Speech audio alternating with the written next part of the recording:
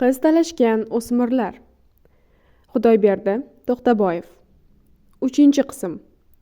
Muhabbat o'limdan kuchlimi? 1-bob.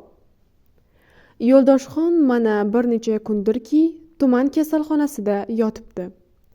Noma'lum kishilar kaltaklab, yap-yangi mashinasini jarga ag'darib ketishgan. Lat yegan joylari asta-sekin tuzalyapti. Majaqlangan mashinani oyoqqa qo'yishyapti. Ammo kim keltirdi bu baxtsizlikni, kimlar uyushtirdi buni? Tumanda niqob kiyib, yo'lto'sarlik qiladigan talonchilar yo'q edi shekilli. Yoki faqatgina o'sha oqshomda niqob kiyib yo'lga chiqdilarmikin bu bezorilar? Surishtirish olib borayotgan militsiya mayori Ortiqali Sultonov hayron. Anjirzordagi qiz-u yigitlar hayron. Yosh fermerlar hayron. Avazbek amaki bilan hamro ayalar esa o'zlarini qo'yarga joy topolmay qolishgan. Kim qildi? Nega qildi? Butun Tagob ahli shu fikr bilan yashayapti. Yo'ldoshxon tuman markazidan yo'lim yaqin bo'lsin deb dala yo'li orqali qaytayotgan edi. Pul topshirgani borgandi. Kech qolibdi. Topshira olmadi. Shirin-shirin xayollarga berilib borayotgandi. To'satdan yo'l ustida ko'ndalang turgan yog'ochga ko'zi tushib qoldi. Tushib bir chekkaga surib qo'ymoqchi bo'lgandi. Nogahon yelkasiga tayoq kelib tushdi. Boshini ko'tarmoqchi edi, yana tayoq yedi. Yiqilayotganini, so'ng 2-3 tasi tepkilayotganini arang eslaydi. Tepkilayotganlardan birining niqob kiygani ham ko'ringandek bo'ldi. Uning boshi sheriklarnikiga qaraganda kattaroq edi shekilli. Ota-bola suvchilar ko'rib qolib, hay-haylashib yugurib kelmaganlarida ehtimol o'ldirmoqchi ham bo'lgandirlar. Suvchilar otga o'ngarib doktorxonaga olib bormaganlarida ehtimol yuragi butunlay to'xtab ham qolgan bo'larmidi? Mashinani ancha naridagi jarga tashlab ketishibdi. Lekin qopdagi pul yo'q. Pul uchun bo'ldi bu jinoyat deb o'ylashyapti tagobliklar. Lekin kim qildi? Kimlar sherik bo'ldi ekan? Bu savollar jumboqligicha qolaverdi. Yo'ldoshxonning salomatligi hali unchalik o'nglamagan edi. 3-4 kun yana yotsa bo'lardi. Oqshom olis shahardan bir guruh erkak ayol mehmonlar kelganini eshitib, tong saharda o'rnidan turdi-da, dalama-dala uylariga qarab yugurdi. Mehmonlar cho'zilib yotganimni ko'rishmasin, yana mayda-chuyda gaplar ko'payib ketmasin deb o'yladi. Xayriyat, olis yo'l bosib charchab kelgan mehmonlar hali uyg'onishmabdi. Dong qotib uxlab qolishibdi. Yo'ldoshxon hovliga chiqib, otasi ekkan gullarni tomosha qilgancha Beksulton bilan Marg'uba o'rtasida bo'lib o'tayotgan voqealarni yana qayta-qayta eslay boshladi. Pahlavon otasi bilan mehribon onasi kelibdi. Axir ularga biror jo'yali gap aytishim kerak-ku deb o'yladi. Tog' kiyigidek hurkak Marg'uba bilan betoqat Beksulton o'rtalarida qanaqangi muhabbat mojarolari bo'lib o'tmayapti deysiz? Alloh sevishganlarga yo'l berarkan, Marg'uba echki boqar qo'ni-qo'shnilarning sut qatig'ini bozorga olib kelib sotadigan bo'ldi. O'shanda Beksultonning quvonganini, to'yib-to'yib qatiq ichganlarini, ichib-ichib ortganini Avazbek amakinikiga tashiganini ko'rsangiz edi. Bir kun to'satdanmi yoki ataylab bo'ldimi, Marg'uba qorong'i tushib qolguncha sut qatiqlarini sotolmay qoldi. Bundan xursand bo'lgan Beksulton, Xudoga shukr, nihoyat seni mashinamda olib borib qo'yadigan bo'ldim, deb kaftlarini bir-biriga ishqadi. Yo'q, baribir mashinangizga o'tirmayman, dedi Marg'uba. Men qishloqdagi gap so'zlardan qo'rqaman. Marg'uba, men seni sevaman-ku. Unday demang, yig'lagim kelyapti. Yig'lama, lekin anavi gapingni yana aytgin. Chindan ham noma'lum yigit seni tuyaga mindirib olib ketganligi haqidagi tushing Rostmidi? Beksulton aka, Yo'ldoshxon akaning uyida siz meni 3 marta o'yinga tortdingiz. Oxirida o'yinga tushdim. Tushimga ham siz kirgandek bo'ldingiz. Yo'q, sal boshqacharoq bo'ldi. Sizmidingiz, boshqa yigitmidi? Tuya yetaklab kelib, meni tuyaga o'tqazgandek, keyin tuyani yetaklab chiqib ketgandek ham bo'ldi. Tushingda tuyaga minganingni men onajonimga aytdim. Onajoningiz nima dedi? Onajonim Xudo xohlasa o'sha qizni tuyaga mindirib olib kelaman dedi. Qiz ikki qo'li bilan yuzini berkitib yig'lab yubordi.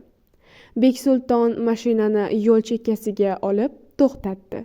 Qizning yoniga olib, uning hayajondanmi qizib turgan boshini bag'riga olib ohista-ohista silagan bo'ldi. Agar onajonim sizga rozilik bersa, meni yurtingizga olib ketarmishsiz? Shu rostmi? Bilib qo'ying, onam ham, buvijonim ham bunga ko'nmaydi. Marg'uba, men senga, ukalaringga atab soy bo'yiga savdo do'koni quryapman. Voy, do'konni mahallamizning raisi quryapti-ku. O'sha do'konga yog'och, taxtalarni men beryapman. Yonida senga atab uy ham quryapman. Menga atab nega uy qurasiz? Beksulton qizning yuzlarini ikki kafti orasiga olib, o'ziga qaratmoqchi bo'lgan edi, qizning duv-duv yig'layotganini ko'rdi. Qiz ham, yigit ham lov-lov yonayotgan bir holatda edi. Beksulton aka, sekin shivirladi qiz. Marg'uba, undan ham past ovozda dedi Beksulton. Yigit bo'sa olmoqqa talpindi. Lablarini qizning qizib turgan peshonasiga bosdi. Yo'q, peshonasiga emas, lovullab turgan olov ustiga bosdi. Qiziq, Beksultonning ham ko'zlaridan shovullab yosh oqa boshladi. Yig'lamang, deb shivirladi Marg'uba. Shivirlayapti-yu, yigitning yuzi, peshonalarini beozorgina, ohista-ohista silab ham qo'yyapti. Beksulton keskin o'ziga kelib, ertaga senga sovchi yuboraman, dedi. Qiz boshini yana egdi. Qop-qora ko'zlaridan oppoq-oppoq marvarid donalari yana to'kila boshladi. Qiziq, qiz yig'layapti-yu, uning chiroyli lablarida nim tabassum bor. Tabassum qorong'i mashinaning ichini yoritayotgandek. Beksulton qizni kuzatib qo'ygach, 2-3 kungacha o'zida yo'q bir ahvolda yurdi. Osmonlarda uchib yurgandek, to'xtamay kuladi. Arzimagan narsaga behad sevinib ketadi. Duch kelgan odamga yaxshilik qilgisi keladi. Olam faqat charog'onlik, faqat ezgulik, yaxshilikdangina iboratdek tuyuladi. 3-kuni nihoyat Hamro aya bilan Avazbek amakini sovchilikka borishga ko'ndirdi. Faqat ota-onasining roziligini olib kelsalaring bo'ldi. Xudo xohlasa otam bilan onam o'zlari kelib, yana sovchilikka borishadi. To'y kunini ham o'zlari kelib tayinlashadi, degan gaplarni aytaverdi. Ammo vodiyning g'oyat go'zal, g'oyat suluv qizini o'zga yurtga olib ketish Beksultonga oson bo'lmasligini Hamro aya ham, gapga chechan, so'zlaganda qarshisidagi kishini eritib yuboradigan Avazbek amaki ham yaxshi bilishardi. Lekin nachora, borishdi. U yerdan ham masalani tezroq hal qilinglar degandek, ustma-ust qo'ng'iroqlar bo'lib turibdi-da. Afsus, ish yana betoqat Beksulton kutgandek hal bo'lmay qoldi. Marg'ubaning onasi katta oq dasturxonga yangigina yopilgan nonlardan tugib borgan Hamro aya va sertabassum Avazbek amakini ochiq chehra bilan kutib oldi. Sizlarni tanib turibman. Nima maqsadda kelganlaringni ham yuragim sezdi. Hozir borib onamni boshlab kelaman, deb chiqib ketdi-da, onajonisi ham yaqinginada yashasa kerak, xiyol o'tmay novcha, qotmadan kelgan, oq oralagan sochini ikkita qilib o'rib, ikkoviga ham yengil tosh osib olgan, kulimsirab gapiradigan kampirni yetaklab kirdi. Kampir bir mahallar muallima bo'lgan ekan. Hamro ayaning onasini ham o'qitgan ekan. Hamro aya shoshmasdan gap boshladi. Beksultonning 7 avlodi o'zbek bo'lganini aytdi. Yigit o'zbek qiziga uylanmasam, dunyodan toq o'taman degan gaplarni qilibdi. O'zi boy badavlat, obro'li xonadonning yakkayu yolg'iz o'g'li ekan. Kalta sochiga tosh osgan kampir jimgina tinglab o'tirdi-da, to'satdan "Nabiramni boshqa millat bolasiga so'rab kepsizlar-da", deb so'radi. "Ona avlodi o'zbek bo'lgan. Juda boy deysizlarmi? Ota-onasining ham bir necha shaharlarda do'konlari bor. Ularning shahrida bu yigitbob qiz yo'qmikin? Qiz ko'p, bir ko'rishda nabirangizga oshiq bo'lib qolibdi. Bir ko'rishda oshiq bo'lib qolaverarmikin? Xolajon, ertaklarda ham shunaqa bo'lgan-ku axir, to'g'rimi?" Avazbek amaki Beksulton tomonni qancha toshirib maqtasa, sochiga tosh osgan kampirning qovog'i shuncha osilib tushaverdi. Qoshlari chimirilib, yuzlarini tirish bosdi. To'satdan bosiqlik bilan gap boshladi. "Sovchi bo'lib kelganlaring uchun mening ham, beva qizimning ham boshi osmonga yetdi. Rahmat sizlarga. Lekin bir rivoyat aytaman. Bir mahallar muallima bo'lganman-da, rivoyat aytishni yaxshi ko'raman. O'ng quloqlaring bilan ham, chap quloqlaring bilan ham eshitib olinglar. Qadim zamonda bir podshoh bo'lgan ekan. Uning 1000 gektarlik katta bog'i bor ekan. Qushlarning zotini, xilma-xil gullarni yaxshi ko'rarkan u. Dunyodagi eng go'zal qushlarni, eng xushbo'y gullarni bog'iga keltirib ko'paytirarkan. Qushlarning bir-biridan chiroyli, bir-biridan yoqimli ovozini tinglaganida huzur qilarkan, yayrab ketarkan. Anvoyi gullarni tong paytida ochilgan holatida ko'rib, to'yib hidlarkan, bag'riga bosarkan. Malika esa faqat qush go'shtini yer ekan. Kunlardan birida semirib qolgan bir qushchani so'yishayotsa, qushcha tilga kirib, "Shahanshohga arzim bor" deb qolibdi. Qushchani shahanshohning huzuriga keltirishibdi. "Ey shohim, go'zaldan go'zal bog'ingizda gullardan gullarga, shoxlardan shoxlarga qo'nib, shirin shakar mevalarni yeb huzur qildik, halovatda yashadik. So'yilishim oldidan ruxsat bersangiz, borib o'z vatanimni bir ko'rib kelsam", deb zorlanibdi. "Iya", deb o'ylabdi shahanshoh. "Bu dunyoda mening bog'imdan ham go'zalroq ma'vo bormikin? Mayli, qushchaga ruxsat beray, orqasidan poyloqchi yuboray. Agar chindan ham ushbu makondan ham go'zalroq bir makon bo'lsa, o'shandan ham nusxa olib kelishlarini buyuray." Shunday deb qushchaga izn berib, orqasidan poyloqchi ham jo'natibdi. Qushcha bir necha kun parvoz qilib, oxiri sahroyu biyobonga yetib boribdi. Qurib, shoxlarini yashin urib ketgan katta bir daraxt kavagiga kirib, "Oh, onajonimni ko'rgan kavagim, oh, ukalarim bilan cho'qilashib, o'yinlarga tushib katta bo'lgan kavagim, oh, otajonim patlarimdan yengil silab erkalatgan kavagim", deb dumalarmish. Kavakdan ko'z yoshi bilan chiqqan qushcha yana parvozga ko'tarilib, shahanshohning huzuriga kelib qo'nibdi. "Shahanshohim, men ona vatanimni ko'rib keldim. Endi o'limimga roziman. So'yilsam ming roziman. Endi armonim yo'q", debdi. Shahanshoh poyloqchi qushni so'roqqa tutibdi. Poyloqchi qush ko'rganlarini oqizmay tomizmay so'zlab beribdi. Shahanshoh ham dono, ham aqlli, ham farosatli ekan. "Demak", deb o'ylabdi u, "xaroba bo'lsa ham, xunuk bo'lsa ham, qashshoq bo'lsa ham har bir zotning o'z vatani bo'lsin ekan. O'zga vatan qancha go'zal bo'lmasin, o'zining xaroba vatanidan olgan zavqini berolmas ekan", deb qushchaga qo'shib bog'dagi barcha qushlarni qo'yib yuboribdi. Aziz mehmonlar, Hamroxon qizim, deb sovchilarga murojaat qila boshladi sochiga tosh osgan ona. Kelganlaringizdan behad xursandmiz. Qizimiz bor ekan yo'qlab kelibsizlar. Sizlarni Alloh yo'qlasin. To'g'ri, katta seldan keyin qishlog'imiz o'ziga kela olmayapti. Xudo xohlasa yangi uylar ham qurarmiz. Alloh bersa boyib ham ketarmiz. Lekin nabiraginamni boy badavlat ekan deb o'zga yurtga bera olmayman.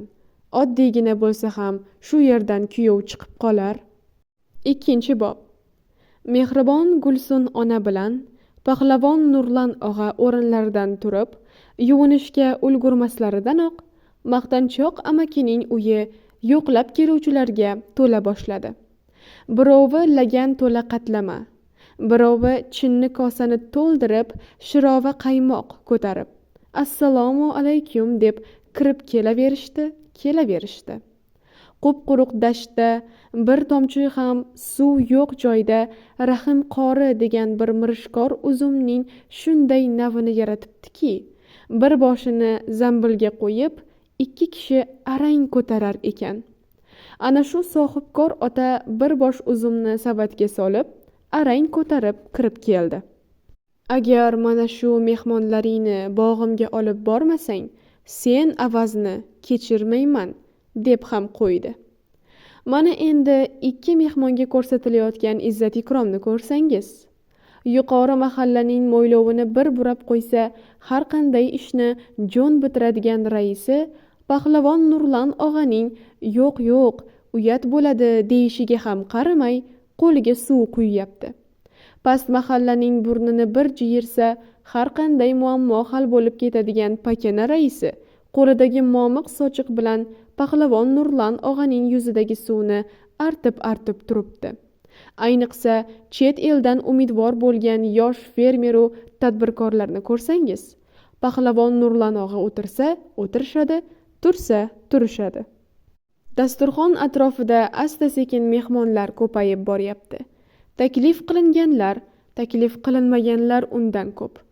Yo'ldoshxon bilan Beksulton yugurib, yelib xizmat qilishyapti. Nurlan og'a bilan tuman hokimi Boboxon Sharipov eski qadrdonlardek, bir-birlarini sog'inib yurgandek suhbatga berilib ketishdi. Bora-bora suhbat maqsad tomonga burila boshladi. Demak, Nurlan og'a, sovchi bo'lib kelibsizlar-da, deb so'radi Boboxon Sharipov. Xuddi shunday, deb javob qaytardi Pahlavon Nurlan og'a. Bir-birlari bilan ko'rishganmi? Ko'rishgan. Bir-birlariga ko'ngillari bormikin? Borga o'xshaydi. Bular qanday tanishishibdi o'zi? Qiziq bo'libdi. Qiz yigitni tushida ko'ribdi. Qiziq, tushida ko'rsa ham bir-birini sevib qolishaverarkanda. Ichkarida ayollar davrasida hurmat u e'zozda o'tirgan Gulsun ona ham Beksulton bilan Marg'ubaning tanishuvlari haqidagi voqealarni gapirib beryaptilar. Sovchilikka borgan Hamro aya to'xtamaydi. Oshiq bo'lgan yigit juda boymi deb so'radi Marg'ubaning keksa buvisi so'nggi bor borganimizda. Boy deb tushuntirgan bo'ldim. Qizning buvisi kulimsirab, agar boy bo'lsa qizimga 20 ta tuya bersin deb qolsa bo'ladimi? Voy xolajon, hozir tuyalar yo'q bo'lib ketgan-ku deyman. Tuyalar yo'q bo'lib ketgan bo'lsa, unda bir qop pul bersin deydi. Xullas, tashqarida erkaklar nima haqida gaplashayotgan bo'lsa, ichkarida o'shaning davomi ketayotgandi. Soybo'yi mahallasining raisasi gap poylashni yaxshi ko'radi shekilli, goh erkaklar orasida, goh ayollar davrasida paydo bo'ladi. Erkak shoda ayol ekan. Qo'nji tizzasigacha ko'tarilib turadigan etik kiyib yurarkan. Iyagida yirik 2 dona xoli ham bor. Do'rildoq ovoz bilan erkakcha gapirishni yaxshi ko'rar ekan. Hokimning bu yerga tashrif buyurganini eshitib, hammadan oldin kelibdi. Sovchilik haqidagi gapga aralashib, agar hokimimiz sovchi bo'lib borsalar, kampir onamiz o'z qo'llari bilan tikkan banoras to'nni yelkalariga tashlaydi, degan gapni qat'iy qilib aytdi-da, qo'shimcha qila ketdi. Eshitgandirsizlar, oshiq bo'lgan o'g'lim bizning ko'rimsizgina mahallamizga kattagina savdo do'koni qurib beryapti. Yana eshitgandirsizlar, agar taqdir o'sha qiz bilan qo'shsa, o'sha yerda ikkovimiz yashaymiz deb harakat ham qilib yuribdi. Mehmonlarni qutlab kelgan keksalardan biri qo'lini baland ko'tarib, iloyo qizimiz bilan o'g'limizning yulduzlari bir-biriga mos kelgani rost bo'lsin, turmush qurishsin, birlari oy, birlari yulduz bo'lib olamni yoritib yashasinlar, deya duo o'qidi. Allohu akbar deb o'tirganlar yuzlariga Fotiha tortishdi. Mahallaning raisasi ham Fotiha o'qiy turib, onajon, sovchi bo'lib kelganingiz yaxshi bo'ldi. Mana ko'rasiz, yanagi yil shu vaqtda chaqaloqqa beshik ko'tarib kelasiz, dedi. Mahalla raisasi imkoniyat tug'ilsa, o'sha imkoniyatni qo'ldan chiqarmay, foydalanib qoladigan xilidan ekan. Hokim sovchilikka borayotganini eshitib, hokimning oldiga ham juda ehtiyotlik bilan bir talab qo'ygandek bo'ldi. Mahallaga ham kichkinagina bir bino kerak ekan. Xo'sh, qanaqa bino kerak ekan? So'radi Boboxon Sharipov. Xabaringiz bor, oldingi binoyimizni sel olib ketgan.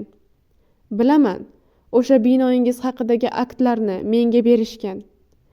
Boboxon aka, o'sha aktlarni agar rozi bo'lsalar, Nurlan og'a ham bir ko'rib chiqsalar, o'g'illari o'zlari qurayotgan qo'shma do'kon yoniga mahalla binosini ham o'zim qurib beraman deb so'z berib qo'yibdilar. Yigitchani xo'p o'rtaga olganga o'xshaysizlar. Hokim aka, Beksulton saxiy ekan.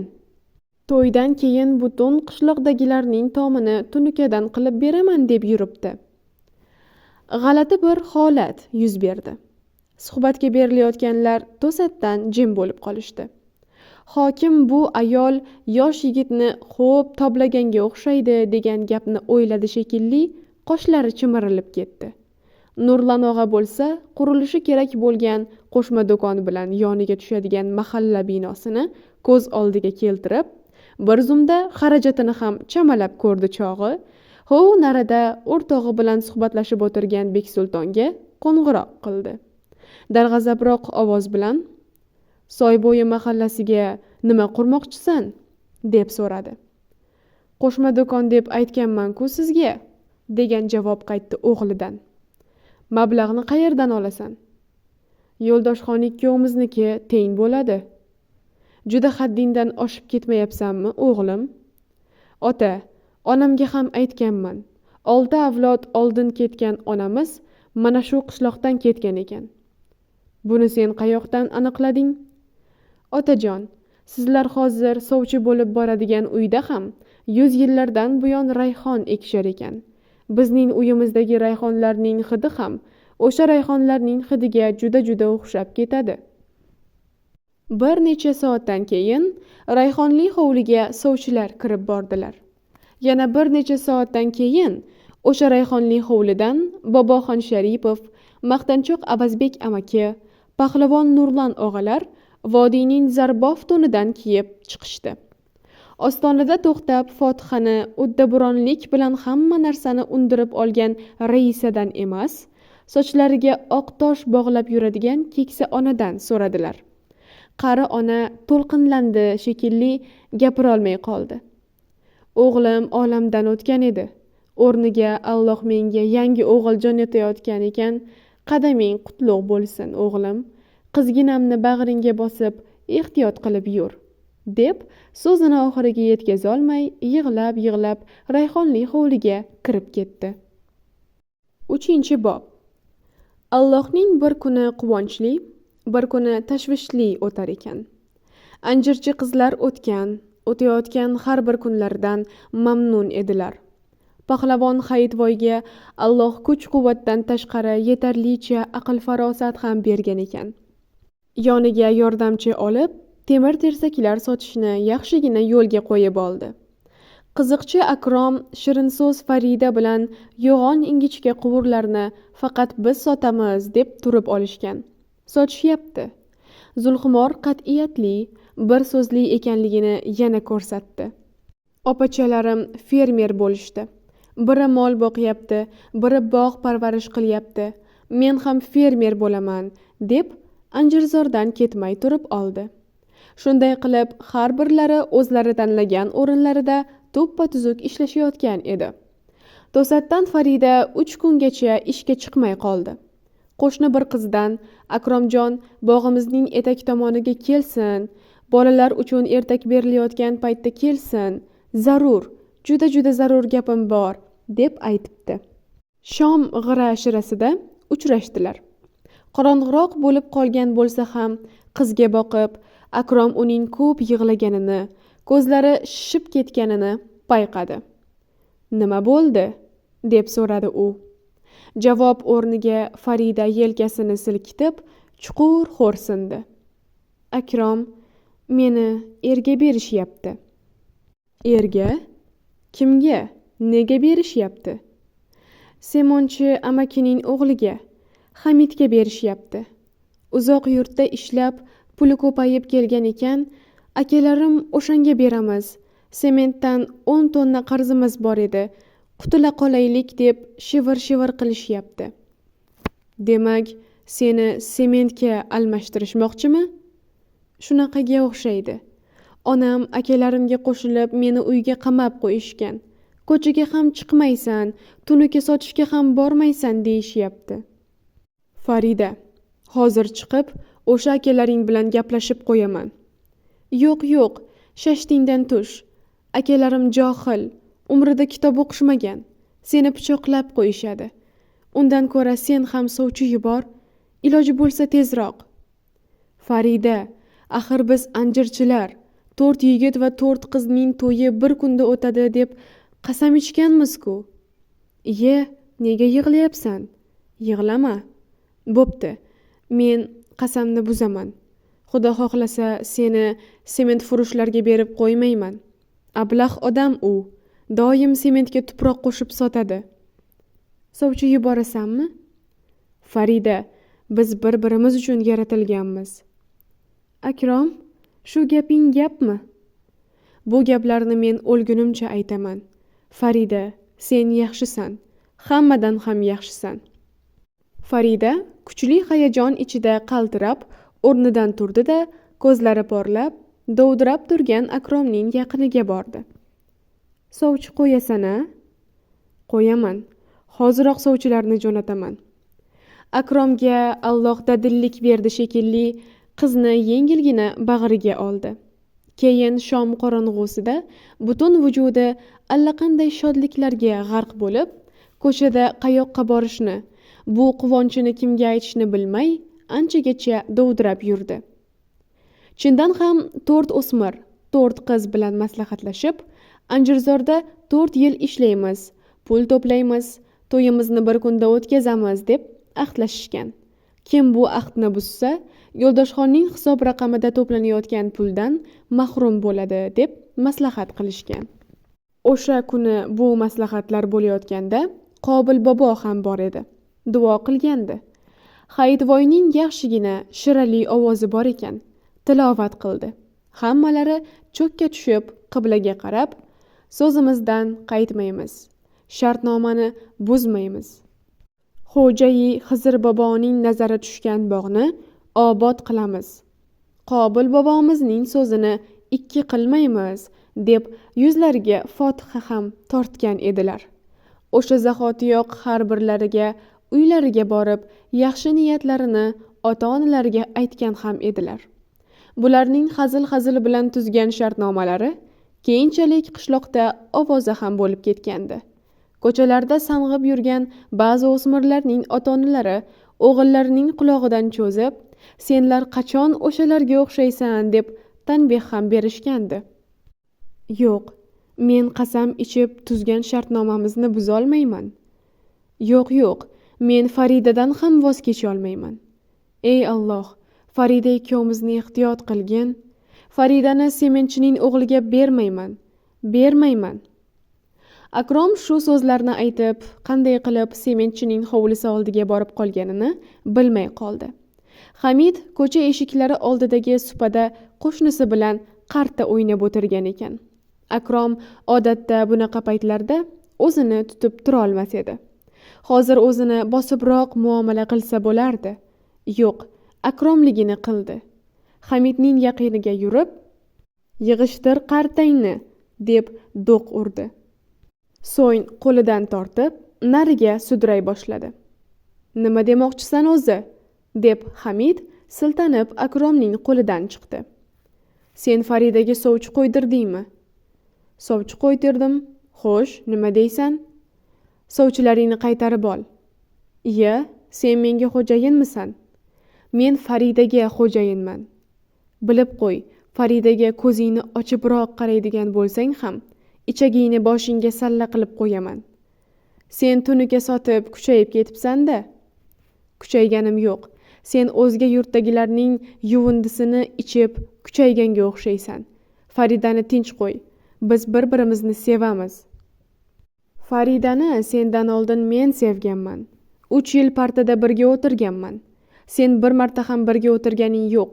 Toshkentga olimpiadaga borganimizda men uni o'pganman. Quchoqlab turib o'pganman."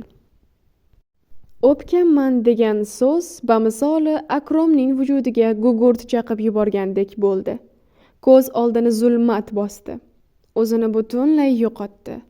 Bunaqa paytda odam bolasida yovvoyi kuch qayoqdan paydo bo'larkin, Hamidni bo'g'ib, boshiga musht tushiryapti. Yotqizib olib, "Yuzing, ko'zing" demay tepkilayapti. Uylaridan Hamidning onasi bilan 2 ukasi hay-haylab chiqishdi. Gap nimada ekanligini so'rab o'tirmasdan, Akromni ko'plashib do'pposlay ketishdi. Akromning bularga kuchi yetmasligi aniq. Qochib qolsa ham bo'lardi, ammo g'ururi yo'l qo'ymadi. Qochsa ertaga Farida eshitsa, "O'l, qochib qolibsan-ku", deyishi aniq. "Yo'q, o'lsam o'lamanki, bu aka-ukalar bilan jonim chiqquncha olishaveraman", deb o'yladi Akrom. 2 hovli narida yashaydigan Hayitvoy yugurib chiqdi. Akromning kaltaklanayotganini ko'rib, "Anjirchilarni urishga hech kimning haqqi yo'q", deb hayqirdi-yu, aka-ukalarning birini u yoqqa, birini bu yoqqa ko'tarib ota boshladi. Asta-sekin tomosha ishqibozlari ham to'plana boshladilar. "Nima bo'pti qo'shni?" so'radi bir ayol. "Nima bo'lardi? O'smirlar qiz talashyapti-da", dedi boshqasi. "Voy xudoyim, daraxtning shoxini silkitsang qiz yog'iladi-yu, talashishlariga balo bormi? Kimning qizini talashishyapti o'zi?" Qo'shni, kimniki bo'lmasin, bahonada bir mushtlashib olishmoqchiga o'xshashadi. Mayli, charchab yarashib ham ketishadi." Tayyorliklar g'oyat aqlli bo'ladi. Hammasidan ham aqllisi o'zining aytishicha g'anaterak bo'ladi. U aralashsa bitmagan ish bitib ketadi. Istasa 2 ahil o'rtoqni urushtirib ham, istasa jiqqamusht bo'lib urushayotganlarni yarashtirib ham qo'yadi. Istasa haddidan oshib ketayotgan biron qo'shnisining ustidan xat yozib, popugini pasaytirib ham qo'yadi.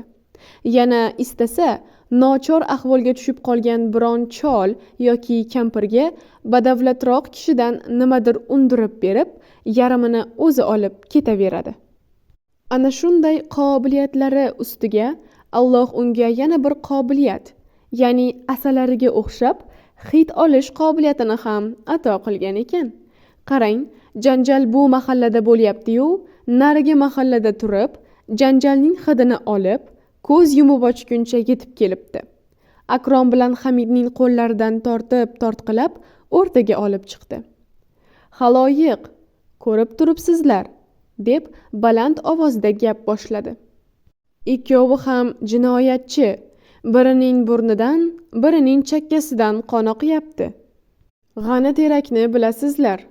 Oddiy militsionerdan tortib polkovnikgacha meni taniydi, hurmat qiladi.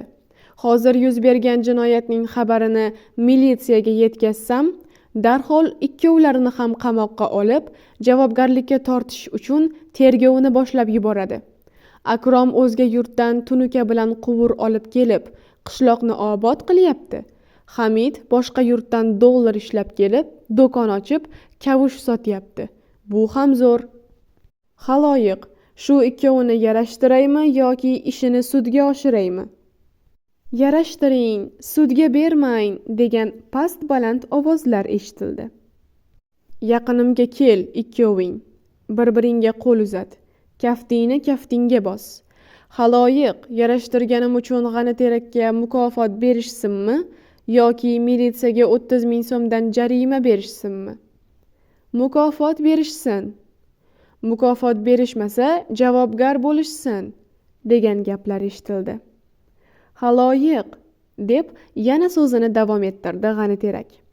Jim bo'linglar. Akrom, sen onangga ayt. Ertalab menga bir kosa qaymoq chiqarsin. Hamid, sen kalish olib kelganingni eshitganman.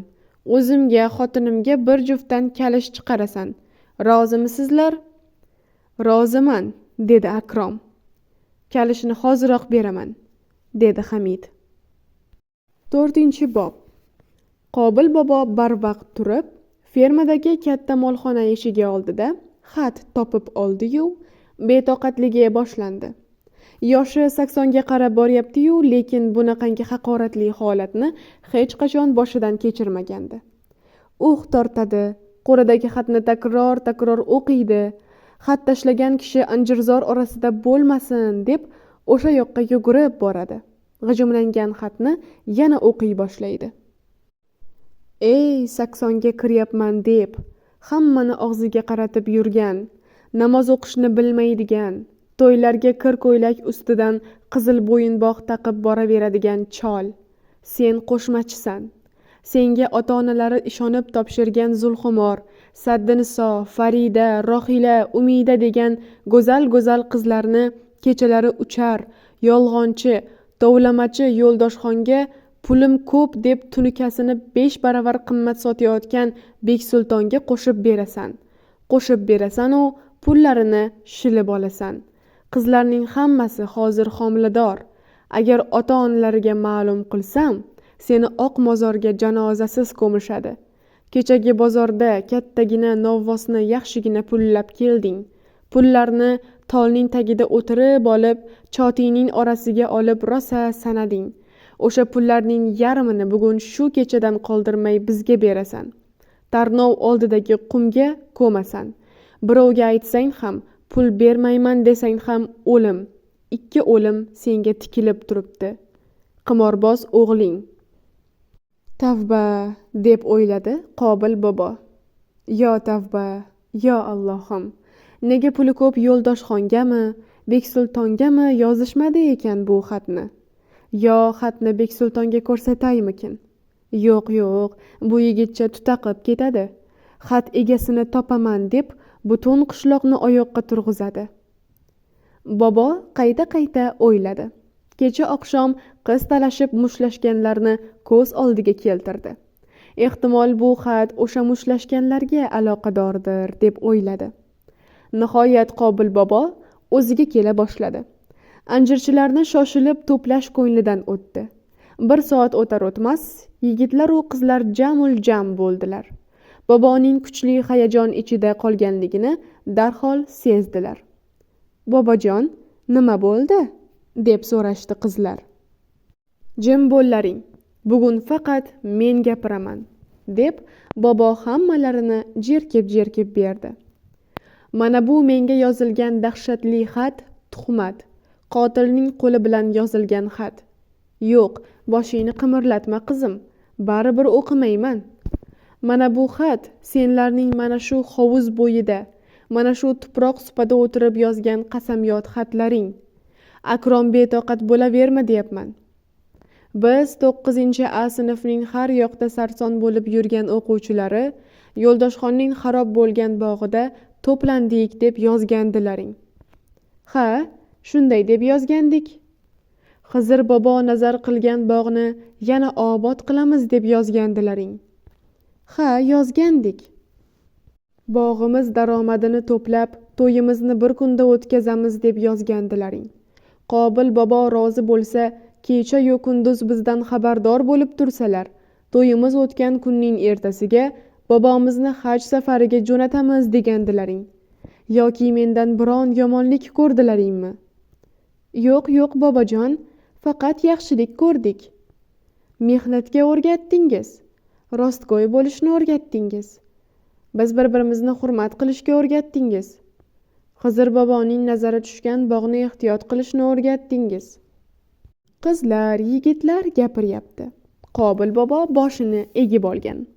Boshi egilgan ko'yi xira tortgan ko'zlaridan yosh tomchilari yiltirab ko'rinadi. Qiziq bo'ldi. Qobil bobo na gapiradi, na to'planganlar bir gap qo'sha oladi. Faqat hovuz bo'yidagi tollardagi chumchuqlar chirqillashadi. Ancha naridagi molxonada qizlarning buzoqlari ma'rayotgandek bo'ladi. Nihoyat o'yga berilgan Qobil bobo boshini ilkiz ko'tardi.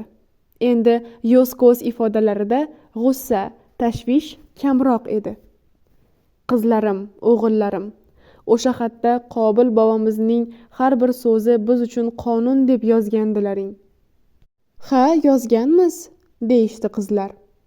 To'ylaringni 1 yil oldin boshlaysizlar. Hech kimga savol berishga ruxsat bermayman. Buning sababi ko'p. Ruxsat deyishim bilan, ana, serg'ayrat Farida qizimning ko'zlari charaqlab ketdi. Demak, hammalaring ham to'yni ertaroq o'tkazishga tayyor bo'lib qolgansizlar. Yo'ldoshxon o'g'lim, betoqat bo'lma. Zulxumor qizim, qo'lingni tushir. Bugun aytdim-ku, faqat men gapiraman. To'ylaringga ruxsat berdim. Ahil edilaring, muhabbatli edilaring. Bir-birlaringni sinashga ham kelgan edilaring. Allohga ming bora shukr, yuzlaringga dog' tushirmadilaring. Bek Sulton o'g'lim, sen Tagob degan bir joyga mehmon bo'lib kelgansan. Qut baraka olib kelgansan. Otang bilan ham, onang bilan ham yaxshigina tanishib olganman. Yaxshi odamlar ekan. Sen Soybo'yi mahallasidagi qiz bilan uchrashib yurganingni eshitdim. To'y ham qilmoqchi emishsizlar. O'sha qutlug' kunni qaysi kunga belgiladilaring? To'yimizni onamning tug'ilgan kunida qilmoqchimiz. Xuddi esidan chiqib qoladigandek shoshilib javob berdi Bek Sulton. Onangning tug'ilgan kuni qachon bo'ladi? Har yili 23-avgustda o'tkazamiz. Bizda o'g'ilning uylanish to'yi onaning tug'ilgan kunida o'tadi deb kelishilgan. Yo'ldoshxon o'g'lim, 5 ta to'y o'tkazishga puling yetadimi? Bobojon, yo'q, o'tir o'rningga. 5 ta to'yga puling yetadimi deyapman. 10 ta to'yga ham yetadi-yu, lekin bobojon, o'g'illarim, qizlarim, ota-onalaring oldida, el yurt oldida, yaratgan Alloh oldida hammalaringning yuzlaring yorug' bo'lsin.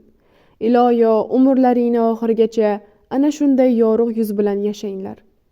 Demak, 23-avgust kuni Xudo xohlasa 6 ta nikoh to'yi birga o'tadi. Bobojon, sakrab o'rnidan turib ketdi betoqat Akrom. Faridaga bugun sovchi qo'ymoqchiman. Sovchilikka siz borasiz. Boraman o'g'lim. Xudo xohlasa hammalaringga ham sovchi bo'lib boraman. Lekin bugun emas. Kecha oqshom qiz talashib bo'lib o'tgan muslashuv, olishuvni hammalari eshitgan. Bobomiz bizni shu munosabat bilan to'pladi. Qo'lidagi sirli xat ham o'shanga aloqador deb o'ylashayotgandi. Hammalari bir ovozdan yomon xat bo'lsa, egasini topamiz deb chuvullashib ketdilar. Qobil bobo ertalabdan buyon qo'lida ushlab, g'ijimlab yurgan xatni boshi uzra baland ko'tardi-da, parcha-parcha qilib yirtib, Akrom, "Ma, buni o'choqqa tashla" deb qo'ydi. 5-bob. Allohga shukr deyish kerak. Tagobning ko'chalari xushxabarsiz, vahimali gaplarsiz qolgan emas. Bir ko'chada Qorabarot degan go'zal yigitdan Saddiniso degan yuvoshgina qizga sovchi kelgan ekan. Onasi qo'rqib, "Voy o'lmasam, qorasi kiyimlarga yuqsa, qizginamning boshi kir yuvishdan chiqmasmikin" degan gap bo'lyapti. Boshqa ko'chada Pahlavon Hayitvoydan nimjongina, jikkakkina Rohilaga sovchi kelgan ekan. Onasi, "U pahlavon bo'lsa, nimjon qizimni bir kechada o'ldirib qo'yadi-ya" deganga o'xshash gaplar qilyapti. Qo'rqmang, onasi deganmish o'sha ko'chadagi ayollar. Nimjon qizlar ko'pincha devdek yigitlarni holdan toydiradi. Uchinchi ko'chada esa suvga chiqqan ikki juvon suvning jildirashi ohangiga moslab past ovozda suhbatlashyapti. Qizig'a, Faridaxonga bir vaqtda 3 ta sovchi kelibdi. Rost aytyapsizmi? Mening erim hech qachon yolg'on gapirmaydi. Keyin nima bo'libdi? 3 ta sovchi bir vaqtda kelib, ko'cha eshigi oldida uchrashib qolishib, oldin men kiraman, yo'q, men kiraman deb rosmana janjallashib ketishibdi. Shom g'ira-shirasi payti ekan, atrof qorong'iroq ekan, Faridaning onasi yugurib chiqib, ularni ajratmoqchi bo'lgan ekan, sovchilar uning o'zini tanimay, surib ho nariga olib borib qo'yishibdi. Shaddod Farida nima debdi?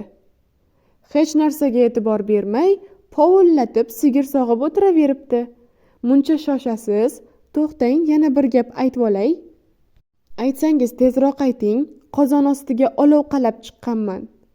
Bir begona yigit soy mahalladan go'zal qizni tanlab unga uylanaman deb qatnayverib, oxiri qizning onasiga sizlar uchun dang'illama uy qurib beraman deb o'sha qaysar ayolni ko'ndiribdi.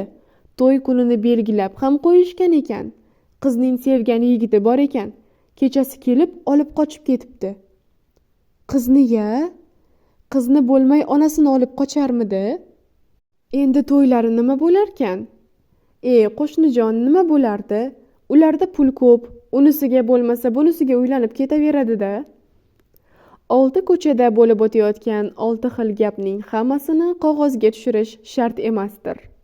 Ammo shulardan yana biri haqida biroz to'xtalib o'tishning zarurati ham yo'q emas. Zulxumor ham, Yo'ldoshxon ham ertayu kech shirin xayollarga, yaxshi orzularga g'arq bo'lib yashashyapti.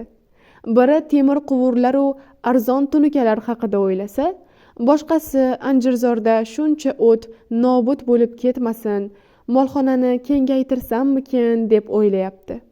Lekin ikkovining qalbida ham muhabbat uchquni bor. Goho chaqnab, lovullab yonib ham turibdi. Ikkovlari ham to'yimiz haqida bugun bo'lmasa ertaga gaplashib kelishib olamiz deb ko'ngillariga tugib yurishibdi. Ayniqsa Zulxumor ko'proq o'ylaydigan bo'lib qoldi. Xudoga shukr, Oysuluv yo'q bo'lib ketdi.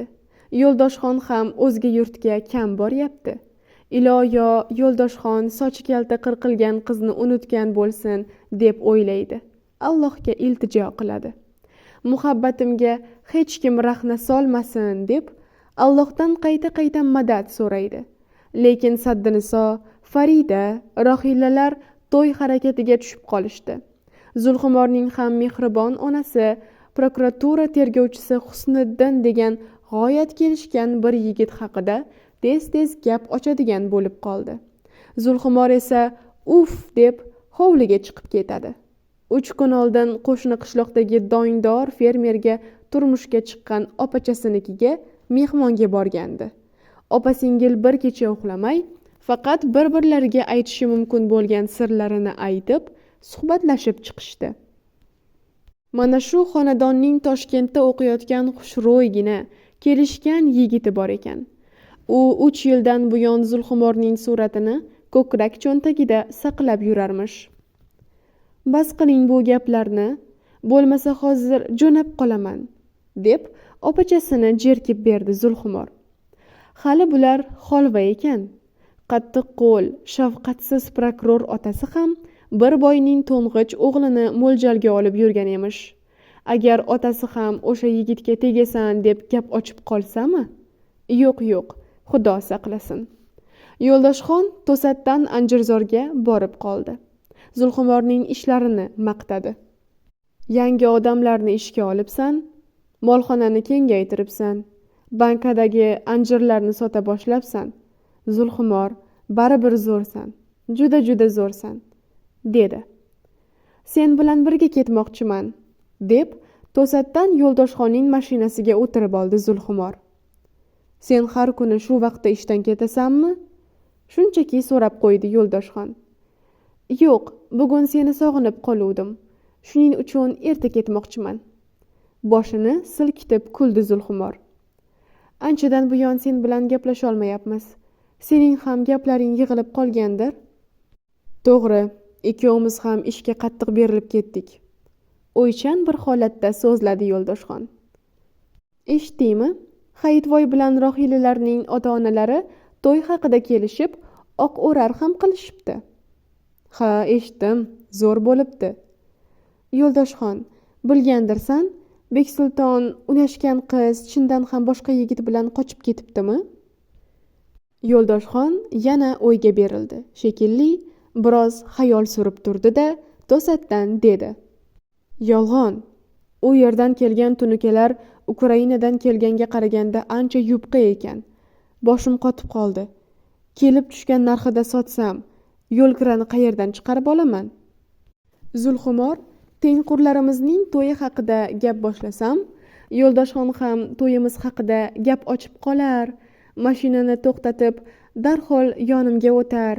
Faqat seni sevaman degan so'zlarni hech bo'lmasa hozir aytar deb o'ylagandi.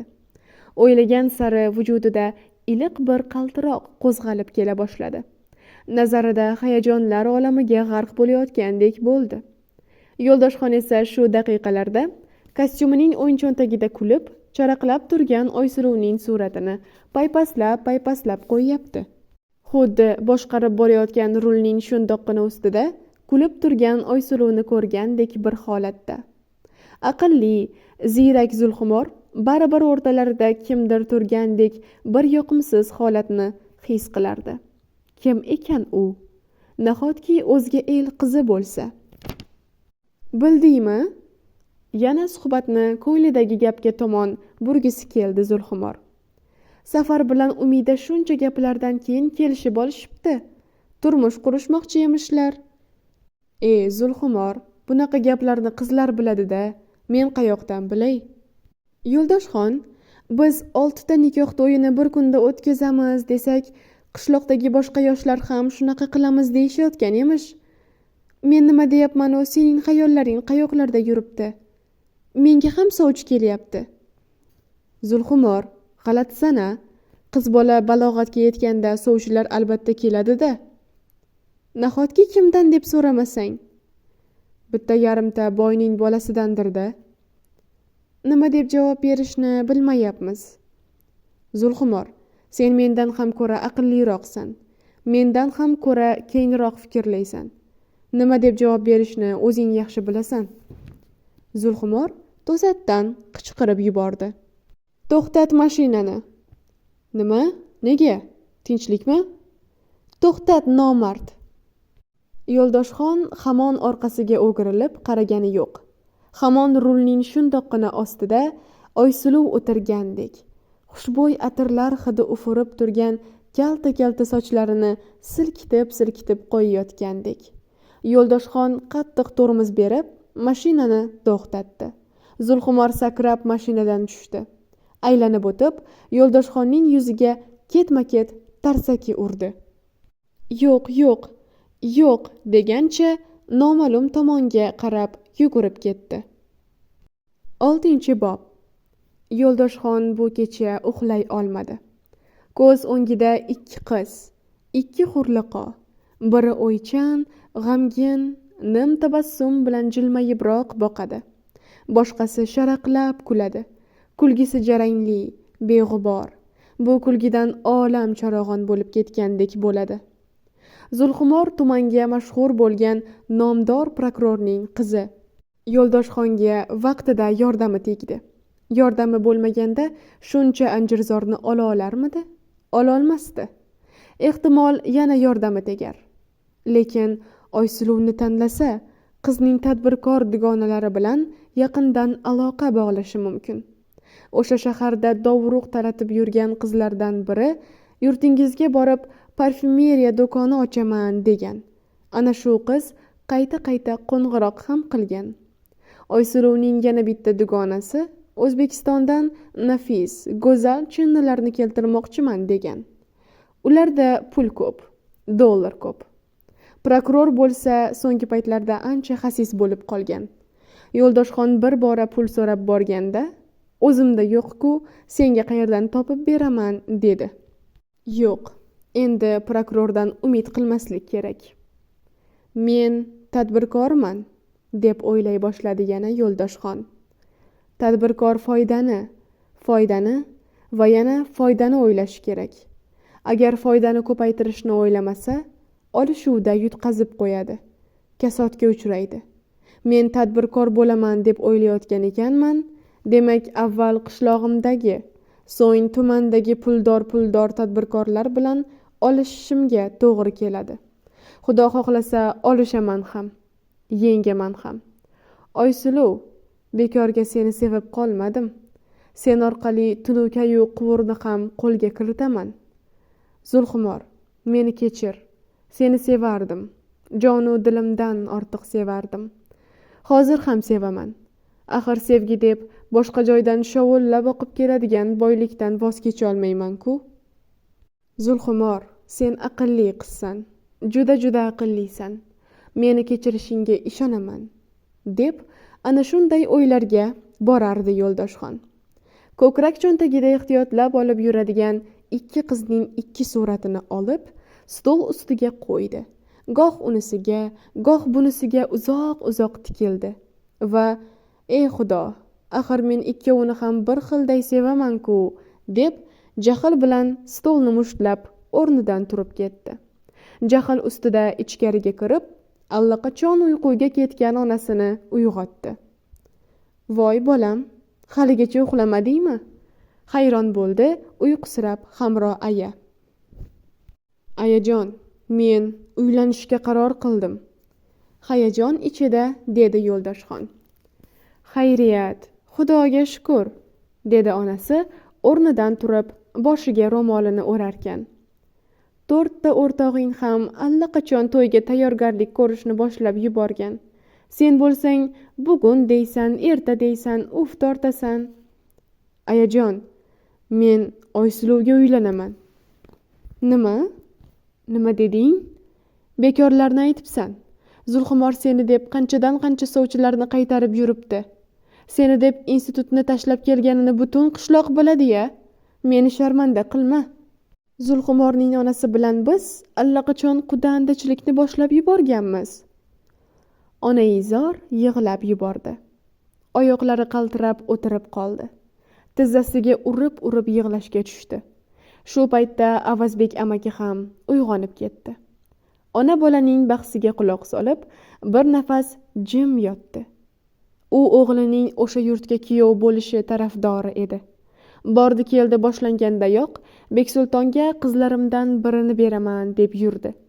Beksulton sevganini topib olgandan keyin esa Oysuluvni albatta kelin qilaman degan orzuni ko'ngliga tugib olgan edi. Uning ham ko'nglidan yakka o'g'lim o'sha tadbirkorlar bilan bog'lansa qanday soz bo'lardi-ya degan fikrlar tez o'tib turardi. Ayasi, deb sekin gap boshladi Avazbek amaki. Yig'lama, zamonlar o'zgarib ketdi. Hozirgi yoshlar faqat o'zi tanlagan qizga uylanadi. Qizlar bo'lsa o'zim tanlagan yigitga tegaman deb oyoq tirab turib oladi. Onasi, bu haqda hukumat qonun ham chiqarib qo'ygan. Kimda kim qarshilik ko'rsatsa, jinoiy javobgarlikka tortiladi deb belgilangan. Buning ustiga o'g'ling o'sha yurtdagi dong'i ketgan katta boyning qiziga uylanmoqchi. O'sha boyliklaring boshlaringdan qolsin. Ona bechora gapira olmadi. Yig'lab hovlida aylanib, goh oyoq ostidagi supurgini tepgan, goh zarur bo'lmasa ham mollarning oxuriga quchoq o't solgan bo'ldi. Dada, xo'rsinib gap boshladi Yo'ldoshxon. Xafa bo'lma, deb qo'ydi Avazbek amaki. Ayol zotining hammasi shunaqa. Pov etib yonadi, puf etib o'chadi. Taqdiringda bo'lsa, nachora, uylanasan. Sovchilikka kimni yuborsak ekan? Dada, o'zingiz sovchi bo'lasiz. Yo'q, o'g'lim, bunaqa paytda o'rtada turib ishni bitiradigan, tomonlarni bir-biriga yaqinlashtiradigan odamlar bo'lishi kerak. Bozorqo'm amaki bilan birga borsakchi? Bozorqo'm amaking yomon odammas. Har qalay undan ehtiyot ham bo'lib yurishing kerak. Mayli, sovchilikka o'sha bora qolsin. Beksultonning otasi bilan onasi kelganda 2 bora uyiga mehmonga chaqirdi. Yaxshigina tanishib ham olishgan. Bir jihatdan o'shanda ham bizning obro'yimizni ko'rardi bu odam. O'zi ham gapga chechangina. Hamro aya jahli ustidan tushmagan ekan, shoshilib kirdida: "Hoy erkak, bilib qo'ying, Zulxumordan boshqa qizni bu uyga kiritmayman", deb baqirdi. "Agar boshqa qizga uylanadigan bo'lsang, mana shu uyga o't qo'yaman", dedi. Ota ham, o'g'il ham onaning zorlanib aytgan bu gaplariga uncha e'tibor berishmadi. Xudo xohlasa ertaga jahlidan tushib, to'yga tayyorgarlikni boshlab yuboradi deb qo'ya qoldilar. Bozorqo'm 50 yoshlardagi Nasimbek degan kishi, lekin salkam 20 yildan buyon bozor rahbari bo'lgani uchun odamlar uning asl ismini unutib ham yuborganlar. Hatto xotinini ham "Hoy Bozorqo'm" deb chaqiradi. Qiziq bir voqea ham bo'lgan. Qizi 1-sinfga borganida muallima "Otangning ismi nima?" deb so'rabdi. "Bozorqo'm" debdi qizaloq. "Familiyasi-chi?" yana so'rabdi muallima. "Familiyasi ham Bozorqo'm" deb javob qaytaribdi qizaloq. Xullas, ham ismi, ham familiyasi Bozorqo'm bo'lib ketgan mana shu odam hozir ishq ko'yida yonib borayotgan Yo'ldoshxonning yonida sovchilikka ketyapti. Xursand bo'lib ich-ichidan sevinib ketyapti.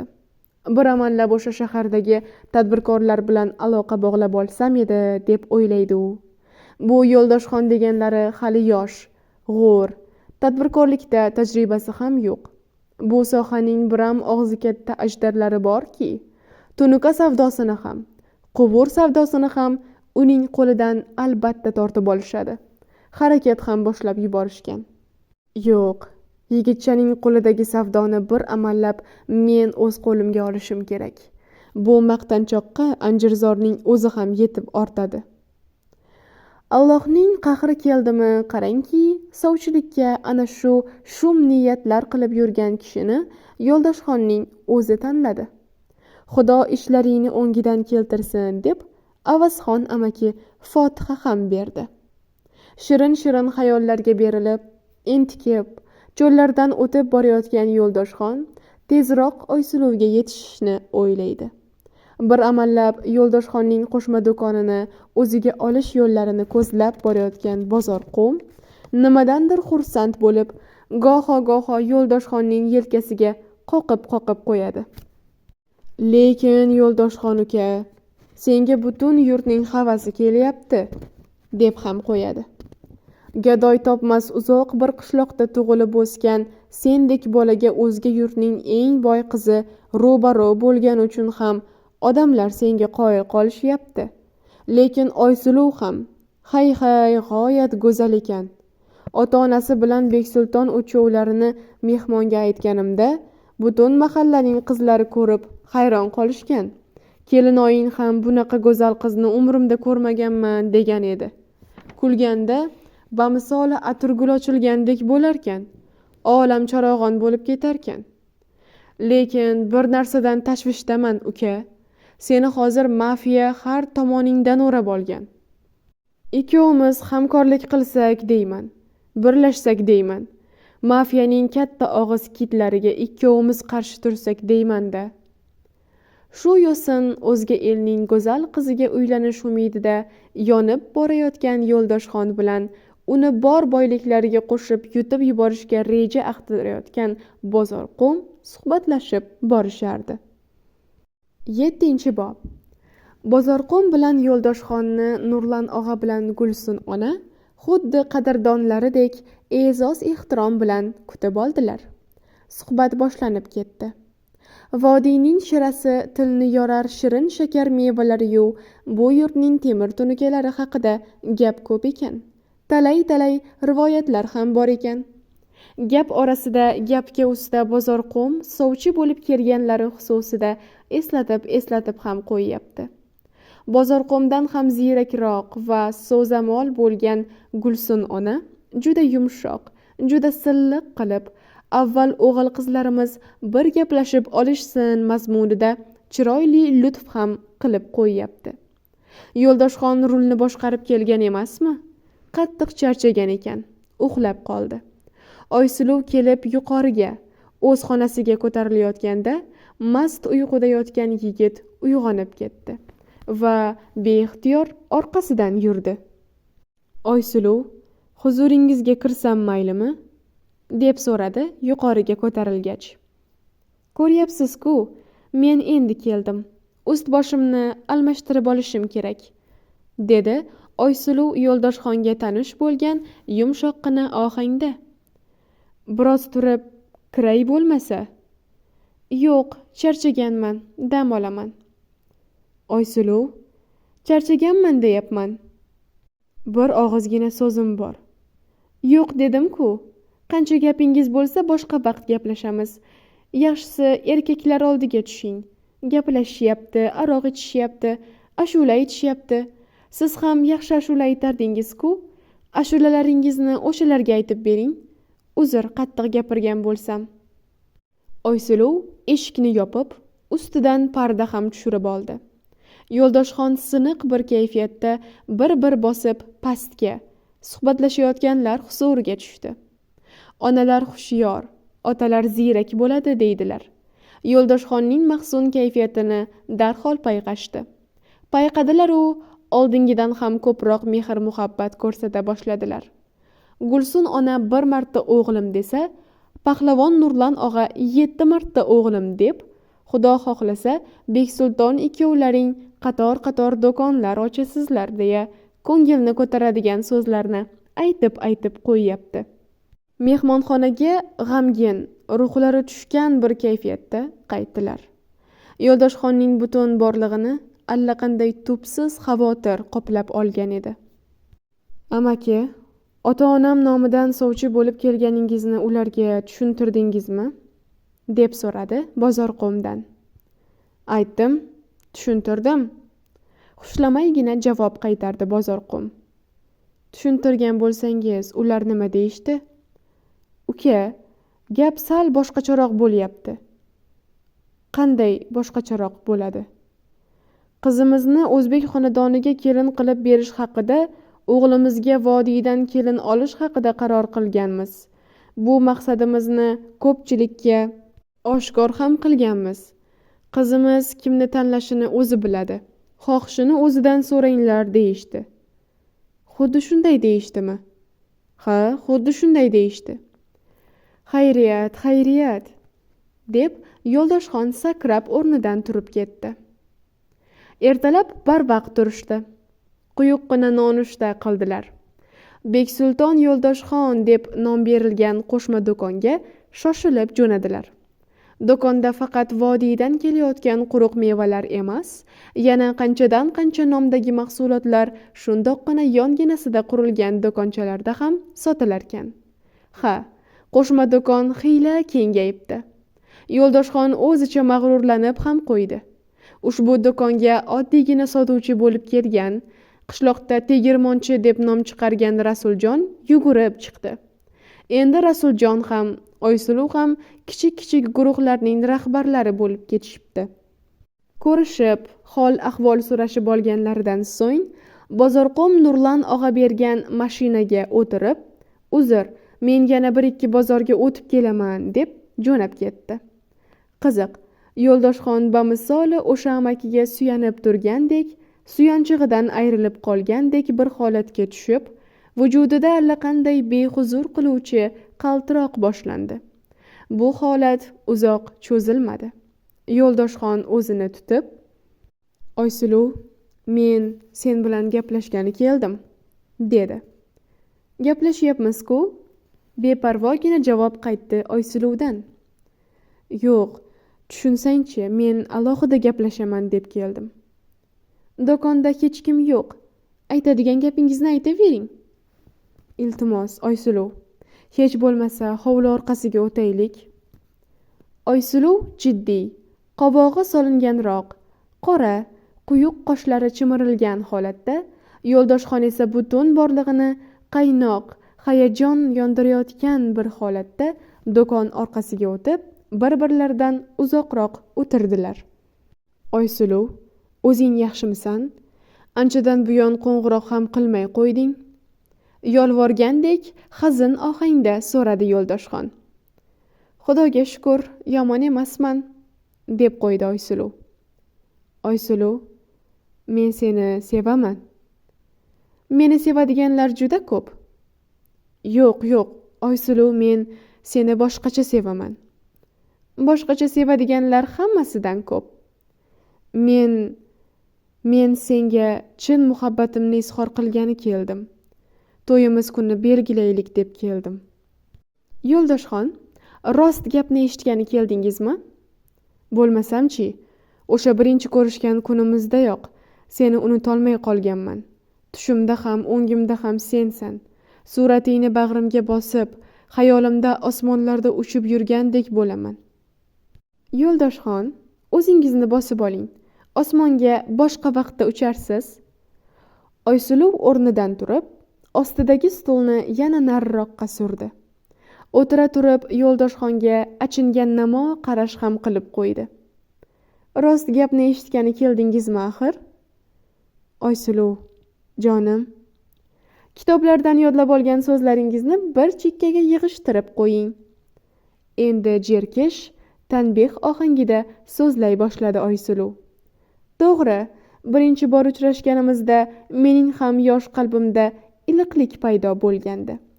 Mening orqamdan ergashib yurgan yigitchalar ichida siz eng ko'rkami, eng chiroylisi, eng yoqimlisi edingiz. O'sha kecha ashula aytdingiz, qayta kuyladingiz. Men sizga mahliyo bo'lib qoldim. Onajonim xudo xohlasa seni o'zbekka beraman derdi. O'zbekka bersa, Yo'ldoshxon, men albatta sizni tanlayman deb o'yladim. O'sha oqshom qalbimga cho'g' tushdi. Asta-sekin lovullab yona boshladi ham.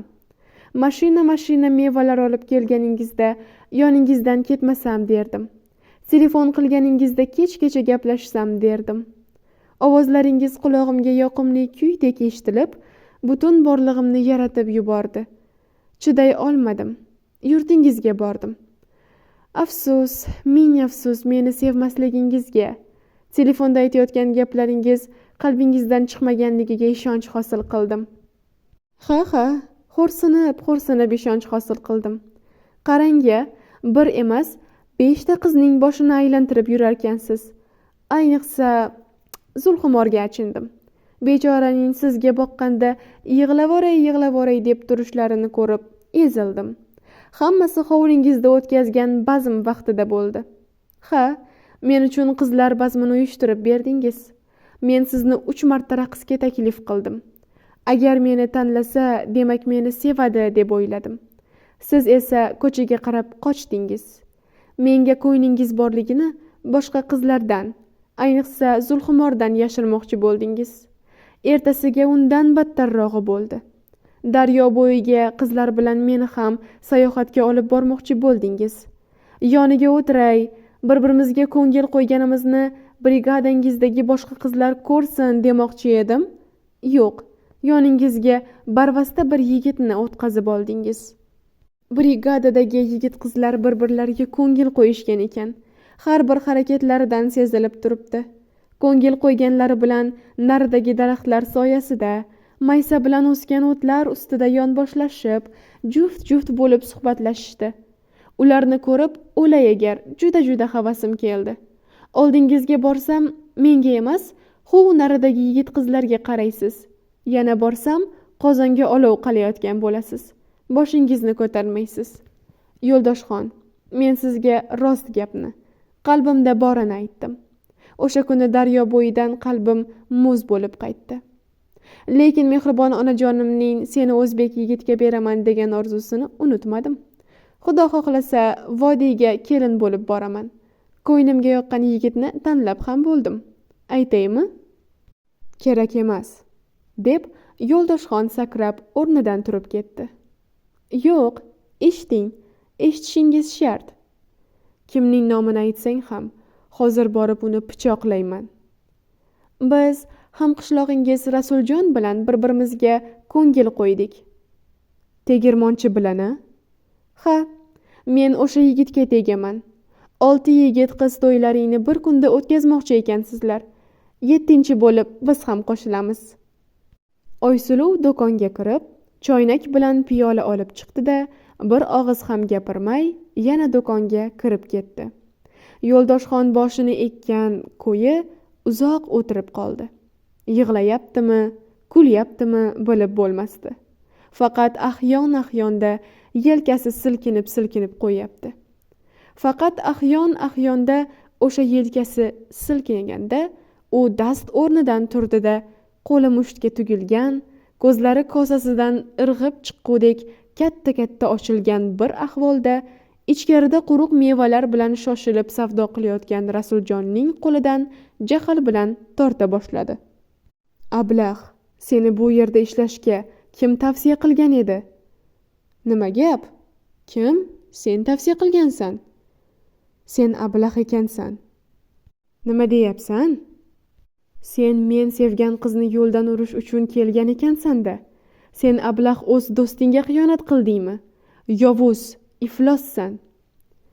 Yo'ldoshxon o'zini unutgan, nima deyayotganini, nima qilayotganini bilmasdi. Aqliga, butun borlig'iga shayton hukmronlik qilayotgandek edi uning. Avval choy to'la piyolani otdi. So'ng yonidagi choynakni olib, Rasuljonning boshiga tushirdi. Ko'z yumib ochguncha ikki hamqishloq olis yurtda, begonalar oldida sharmanda bo'lib qolishdan qo'rqmay, bu haqda o'ylab ham ko'rmay, rostmana mushtlashib ketdilar. 8-bob. Hamqishloq yigitchalarning begona yurtda qiz talashib, bir-birining boshi yorilib, boshqasining qo'li chiqqani, bularni yarashtirish uchun Pahlavon Nurlan og'a bilan Gulsun onaning mehmonxonaga tinmay qatnayotgani, jon o'g'lim, taqdirlaringga shular yozilgan ekan, nachora, bo'lar bo'ldi, bir-birlaringni kechira qolinglar deganlari, kaltakni ko'proq yeb boshi yorilgan bo'lsa ham Rasuljon uzr ustiga uzr aytib hamqishlog'ining yonidan ketmayotgani, Oysuluv ikkovlari qaysidir ovuldan tabib topib kelib, Yo'ldoshxonning chiqqan qo'lini o'rniga tushirishga yordamlashganlari. Yana qancha-qanchadan to'g'ri-noto'g'ri gaplar Bozorqo'm amakining qo'lidagi telefoncha qutisidan uchib chiqib, tagobliklarning vahimasiga vahima qo'shayotgan edi. Tagobda so'nay deb turgan mish-mishlar, rost yoki yolg'on gaplar yana qanot bog'lab ucha boshladi. Anjirchi yigit qizlar esa butunlay dovdirab qoldilar. Axir hammalarining to'yi bir kunda o'tishi kerak edi-ku. Hammalari Yo'ldoshxon bilan Zulxumor bir-birlarini qattiq sevishadi. Xudo xohlasa hammamizning to'yimiz bir kunda o'tadi deb sevinib yurishgan edi-ku. Shunga tayyorgarlik ko'rayotgan edilar-ku. Maslahat ustiga maslahat bo'lyapti. Yigitlar Yo'ldoshxonni kechirish kerak. Bir sho'xlik qilsa qipti-da deyishadi. Qizlar so'zida turmagan yigitning sochini bittalab yulish kerak deyishadi. Ko'pincha qizlar nomidan gapirishni yaxshi ko'radigan Shaddod Farida bo'lsa, bilib qo'y ey yo'ldosh, Zulxumor aqlli qiz, go'zal qiz, tengini topib ketadi. Sen esa sharmanda bo'lding, bir umrga sharmanda bo'lding degan gaplarni telefon orqali yo'ldoshga jo'natkisi keladi. Nihoyat Yo'ldoshxon tuzalib kelganining 13-sida ko'chaga chiqib, to'satdan Anjirzor tomonga qarab jadal yurib ketdi. Mashina haydamadi, piyoda ketdi. Odatda biror qarorga kelganida, qarori qat'iy bo'lganida ana shunday piyoda yurishni yaxshi ko'rardi. Nazarida aytadigan gapi esidan chiqib qolayotgandek juda jadal yurdi. Jadal borib bog'dagilar bilan ham durustroq so'rashmay, Zulxumorning qayerdaligini so'radi. Xayriyat, Anjirzor etagida, qari o'rikning kundasida o'tirib, bir narsalarni yozish bilan mashg'ul ekan. Xuddi yaqin kishisini qabristonga ko'mib kelgandek g'amgin edi qiz. Zulxumor, seni axtarib keldim. Siniq ohangda so'z boshladi Yo'ldoshxon. Zulxumor o'rnidan turib, Yo'ldoshxonga nafrat bilan qaradi. Nigohi ham olovli, ham nafratga to'la bo'lgani uchun qizning borlig'ini qaltiratib yuborayotgan edi. Kelgan bo'lsang, nima qilay? Sendan uzr so'ragani keldim. Mendan nega uzr so'raysan? Meni shayton yo'ldan ozdirdi. Seni shayton yo'ldan ozdirganini cho'ntagingdan Oysuluvning surati chiqqan kuni bilganman. Bir quruq mevani bahona qilib, bir tunukani bahona qilib o'sha yurtga yugurayotganingdayoq bilganman. Endi senga gapning rostini, ochig'ini aytib qo'ya qolay. Baribir sendan ko'nglimni uzolmasdim. Essizgina senga 8-sinfdaligimdayoq ko'ngil qo'ygandim. Boshqa bolalarga qaraganda senga ko'nglim yaqinroq edi. Tez-tez ko'rgim kelaverardi. Seni sinfimizdagi hamma qizlardan qizg'onardim. Sen bo'lsang, men bilan o'tirarding-u, orqadagi partada o'tirgan Sharofatga xat yozarding. Birgalashib ashula aytardik, esingdami? Lekin sening ikki ko'zing Nigorada bo'lardi. Zulxumor ikki qo'li bilan yuzini berkitib, boshlarini alam bilan silkitib yig'lashga tushdi. Yo'ldoshxon uning qo'llarini ushlamoqchi bo'lganda itarib tashladi. So'ng "Yo'qol" deb qichqira boshladi. Seni deb men otamning rayiga qarshi bordim. Seni deb institutni tashlab keldim. Seni deb xohishim bo'lmasa ham fermenga a'zo bo'lib kirdim. Sening lovullab yongan ko'zlaring ko'pincha boshqa qizlarda bo'lardi. Men rashk olovida yonib ketardim. Xudoyim, bu azoblarni menga nega bergan ekansan deb yig'lardim. Qiziq, seni ham sevardim, ham yomon ko'rardim. Oysuluvga uylansam, yarim boyligi menda bo'lardi degan gaplaringni ham orqa-varotdan eshitganman. Xudo xohlasa, prokurorning qizini qo'ldan chiqarmayman. Hali menga ko'p yordami tegishi kerak degan gaplaringni ham eshitardim. Baribir seni qattiq sevardim. Yo'ldoshxon, sen oxirgi kuni umidimni yo'qqa chiqarding. Sovchilikka ketayotganingni Bozorqo'mning xotinidan eshitdim. Yugurib oldinga borib, oxirgi so'zingni, menga aytadigan so'zingni ayt deb yolvordim. Sen yana ko'zingni olib qochding. Ko'zingda boshqa qizning surati borligini iztirob chekayotgan qalbim sezib turuvdi. Esingdami? Qayta yolvordim. O'sha sehrli so'zingni ayt deb yig'ladim ham. Sen bo'lsang, yog'och savdosi, tunukaning narxi haqida gap ochding. O'shanda mening xo'rlanganim, haqoratlanganim. Hey nomard, Oysuluv kattakon boyning qizi bo'lsa, men mashhur prokurorning qiziman. Bilib qo'y. Alloh menga muhabbat dardini berdi. Shifosini ham beradi. O'sha xo'rlangan kunimdan boshlab qalbimni dardlardan, azoblardan forig' qilgin deb Xudoga yolvordim. Mana, hammasini shu daftarga yozib yuribman. Ilgari senga atab she'rlar ham bitardim, suratlar ham chizardim. Sahifalardagi mana bu gullarning nafis barglarini senga atab yopishtirardim. Tugadi. Hammasi tugadi. Endi yo'qol. Tezroq yo'qol, deb yer tepindi qiz. Bu alamli so'zlarni Zulxumor ovoz chiqarib oshkor aytdimi, ko'nglidan o'tkazdimi, hammasi qalbini to'lqinlantirib, ruhidan o'tayotgandi. Yig'idan to'xtab, qo'llarini yuzidan olib, Yo'ldoshxonga yana bir alamli qaradi-da, jadal yurib keta boshladi. Keyin birdaniga to'xtadi. Keskin orqasiga burilib, ortiga qaytdi-da, qo'lidagi qalin muqovali daftar bilan Yo'ldoshxonning boshiga ura boshladi. So'ng daftarni dovdirab turgan yigitning yuziga otib, "Yo'qol, ko'zimdan yo'qol" degancha Anjirzorning narigi tomoniga yugurib keta boshladi. Yo'ldoshxon to'xtagin deya qizning ortidan yugurmoqchi bo'ldi. Quvib yetolmasligiga ko'zi yetgach, mayli, jahlidan tushsa, holatimni boshqacharoq tushuntirarman deb o'yladi. Daftarni qo'ltig'iga qisib, shiypon tomonga yurdi. Zulxumor Anjirzorni mustaqil boshqarayotganidan buyon bu yerda ishlash uchun boshqa qizlarni, yigitchalarni taklif qilgan. Qizlar konserva qadoqlashga usta ekan. Ishlari yurishib ham ketgan edi. Yo'ldoshxon Zulxumorni axtarib u yoq bu yoqqa ko'z tashladi. Yo'q, ko'rinmaydi. Ketib qolganga o'xshaydi. Yo'ldoshxon Qobil bobo bilan uchrashib, belgilangan to'y muddatini biroz ortga sursa bo'ladimi deb so'ramoqchi edi. Ko'ngliga sig'madi. Holsiz, ruhi siniq holda orqasiga qaytdi.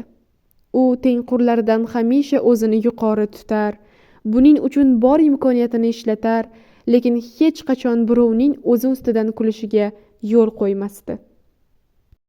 9-bob. Maqtanishni, maqtanib yashashni istardi u.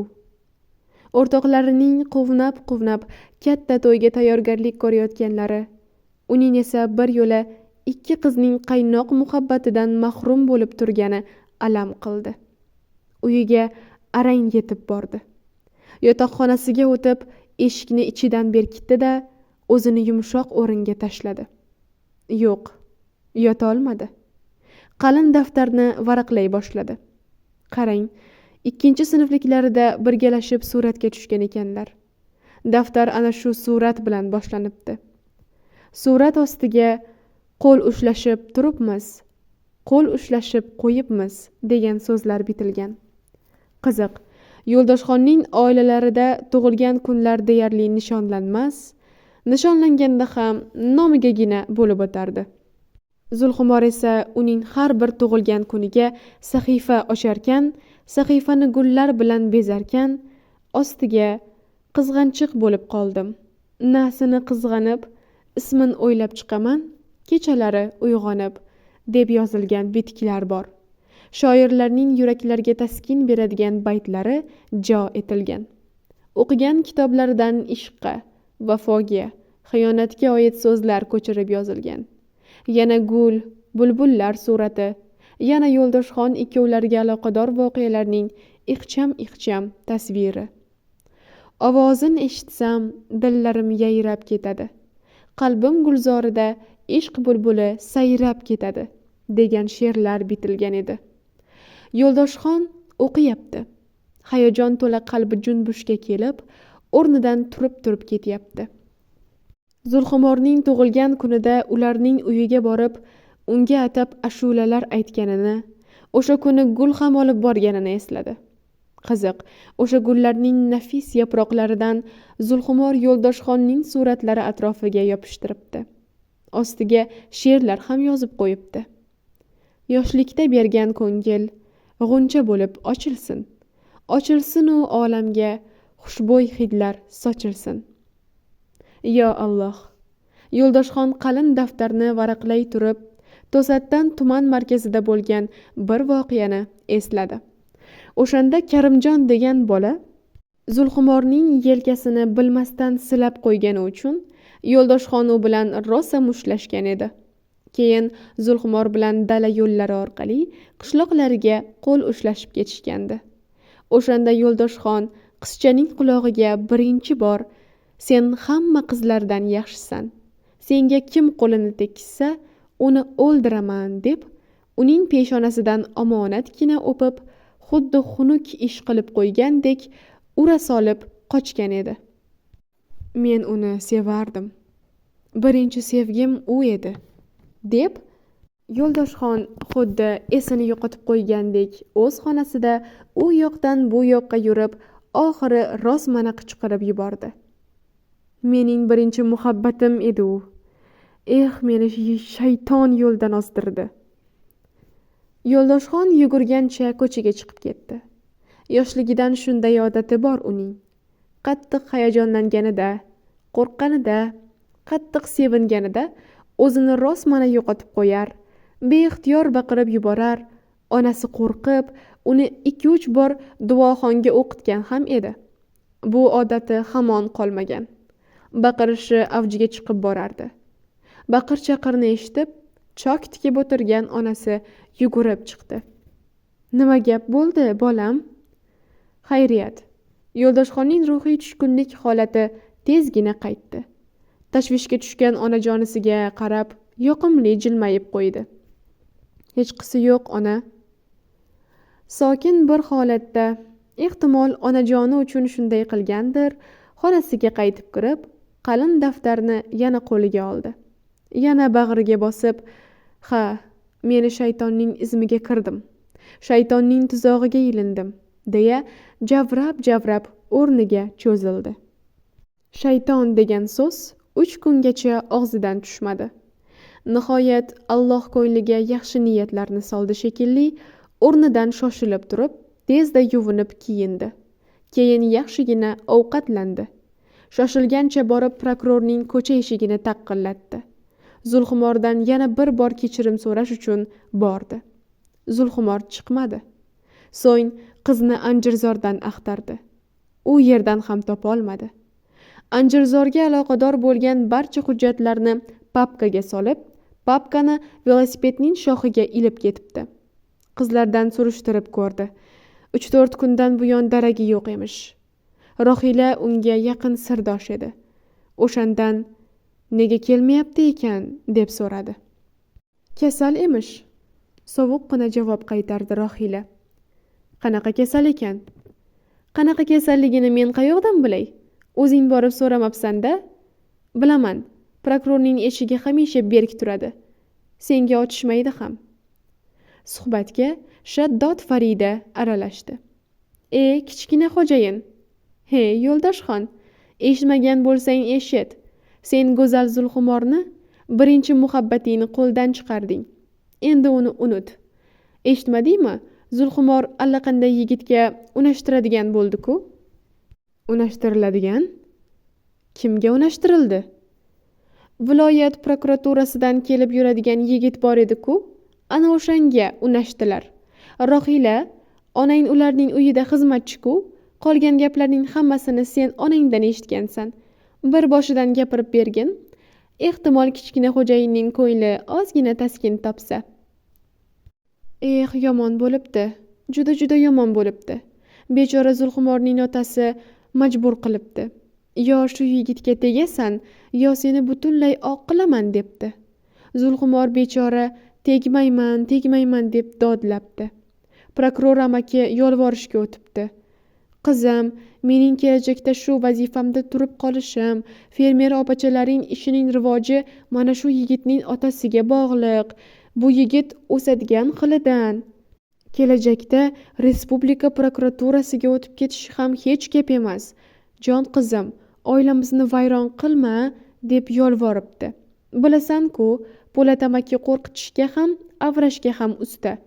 Bechora Zulxumor boshini ko'tarib, dadajon deya yig'lab yuboribdi. Rohila qiz so'zlayapti-yu, Farida, Saddiniso, Umidalar yig'lashyapti. Xo'rsinib qo'yishyapti. Yo'ldoshxonning nazarida butun Anjirzor qo'shilib yig'layotgandek, har kuni chaqchaqlashib sayrayotgan qushlar ham yig'layotgandek bo'lib ketdi. U o'tirib qoldi. 2 soat chamasi behol o'tirdi. Qizlar qo'ltig'idan olib mashinasiga o'tkazib qo'yishdi. Mendan Zulxumor xafa, qizlar xafa, yigitlar xafa, Qobil bobo xafa, onajonim ham xafa, Beksulton xafa, Xizr bobo xafa. Mana, qushlar ham xafa ekan. Men hammalariga xiyonat qildim. Xiyonatchini hech kim kechirmasligi kerak. Zulxumor, shayton yo'ldan ozdirgan yo'ldoshni kechira olasanmi? Yo'q degan ovozlar kelyapti atrofdan. Yo'ldoshxon o'zida yo'q, behush edi. Goh o'ngga, goh chapga chayqalib borayotgan mashinani qanday boshqarayotganini ham bilmasdi. Oziq-ovqat do'konidan bir shisha sirka olganini, temir sandiqchasidagi qalin daftarni olib, ustiga onajonim, bu mening birinchi muhabbatim edi. Qabrimga mening yonginamga qo'shib ko'ming deb yozganini ham bilmaydi. Shishadan piyolaga sirka quyayotganini ham anglamaydi. Bularning hammasi bamisoli tushida, olislarda, kimlarningdir qo'li bilan bajarilayotgandek, bularning hammasi vujudiga huzur bag'ishlayotgandek edi. Sirkani ketma-ket ho'plashi bilan tomog'i kuyib, ko'zi ochilgandek bo'ldi. Onajonim, men ketyapman, deya qichqirib yubordi. 10-bob. Tagob bo'lgandan buyon ming quvonchli, hayajonli voqealarni, ming tashvishli onlarni boshidan kechirgan. Quvonchli kunlar kelganida hadlaridan oshmaganlar, maqtanib ketmaganlar. G'ussali onlar ichida qolib, o'zlarini yo'qotmaganlar. Ammo bu galgisi hay, g'ussali va quvonchli voqealarning aralash-quralash bo'lib ketishi yo'q, uni oddiy yozuvchining oddiy so'zlari bilan ta'riflab bo'lmaydi. Ta'rifini, tasvirini gapga chechan tagoblik ayollarning o'zlari aytgani ma'qul. Yo'ldoshxon Beksulton qo'shma do'koni maydonida butun olamni zirqiratib qo'shkarnay chalinyapti.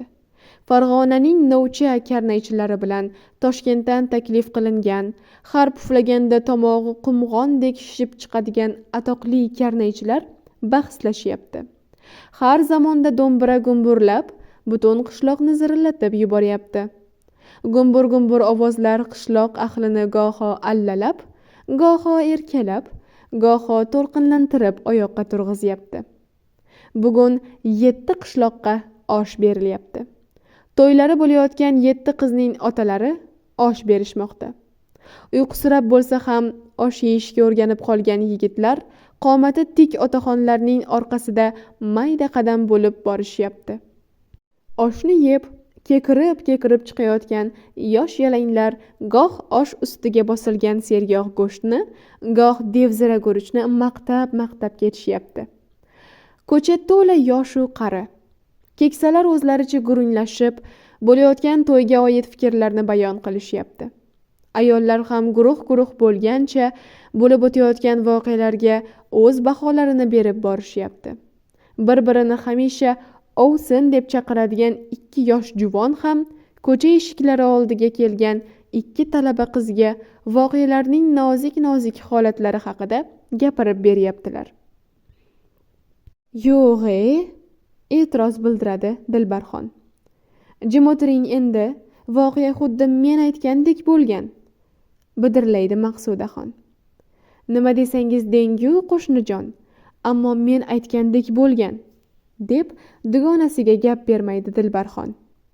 Yo'ldoshxon Zulxumordan ayriladigan bo'lsam, uning ishq daftarini bag'rimga bosib o'lay. Bu daftar mening birinchi muhabbatim edi. Tobutimga solib ko'minglar deb vasiyat yozgan. So'ng zahar ichgan.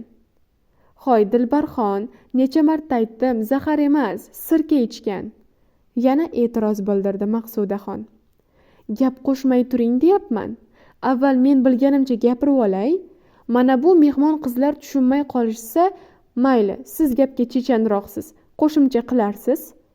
Shunday qilib, Yo'ldoshxon ishq daftarini bag'riga bosib, tayoqdek qotib qolgan. Bu daftar aslida Zulxumorniki ekan.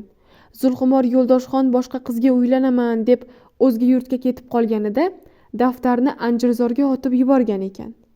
O'zga yurtdan dili vayron bo'lib kelgan Yo'ldoshxon daftarni topib olib, yig'layvergan. Oxiri jinni bo'lib qolgan. Keyin zahar ichgan, deb gap qo'shadi dugonasi. Zahar emas, sirka ichgan deyapman. Ichgan u tili yo'q bo'lib, bo'g'zi ishib gapira olmay qolgan. Uni chala o'lik holida kasalxonaga olib borishgan. Bechora yigit o'sha yerda tamom bo'lgan. Ko'kragini teshib dori quyishsa ham baribir odam bo'lmagan. 3 kungacha kutishgan. Har zamonda bir xirillab qo'ygan xolos. Qarindoshlari, ayniqsa Anjirzordagi qizlar, yigitlar to'planishib rosa yig'lashgan. Yig'layotganlar orasida baxtsiz Zulxumor ham bor ekan.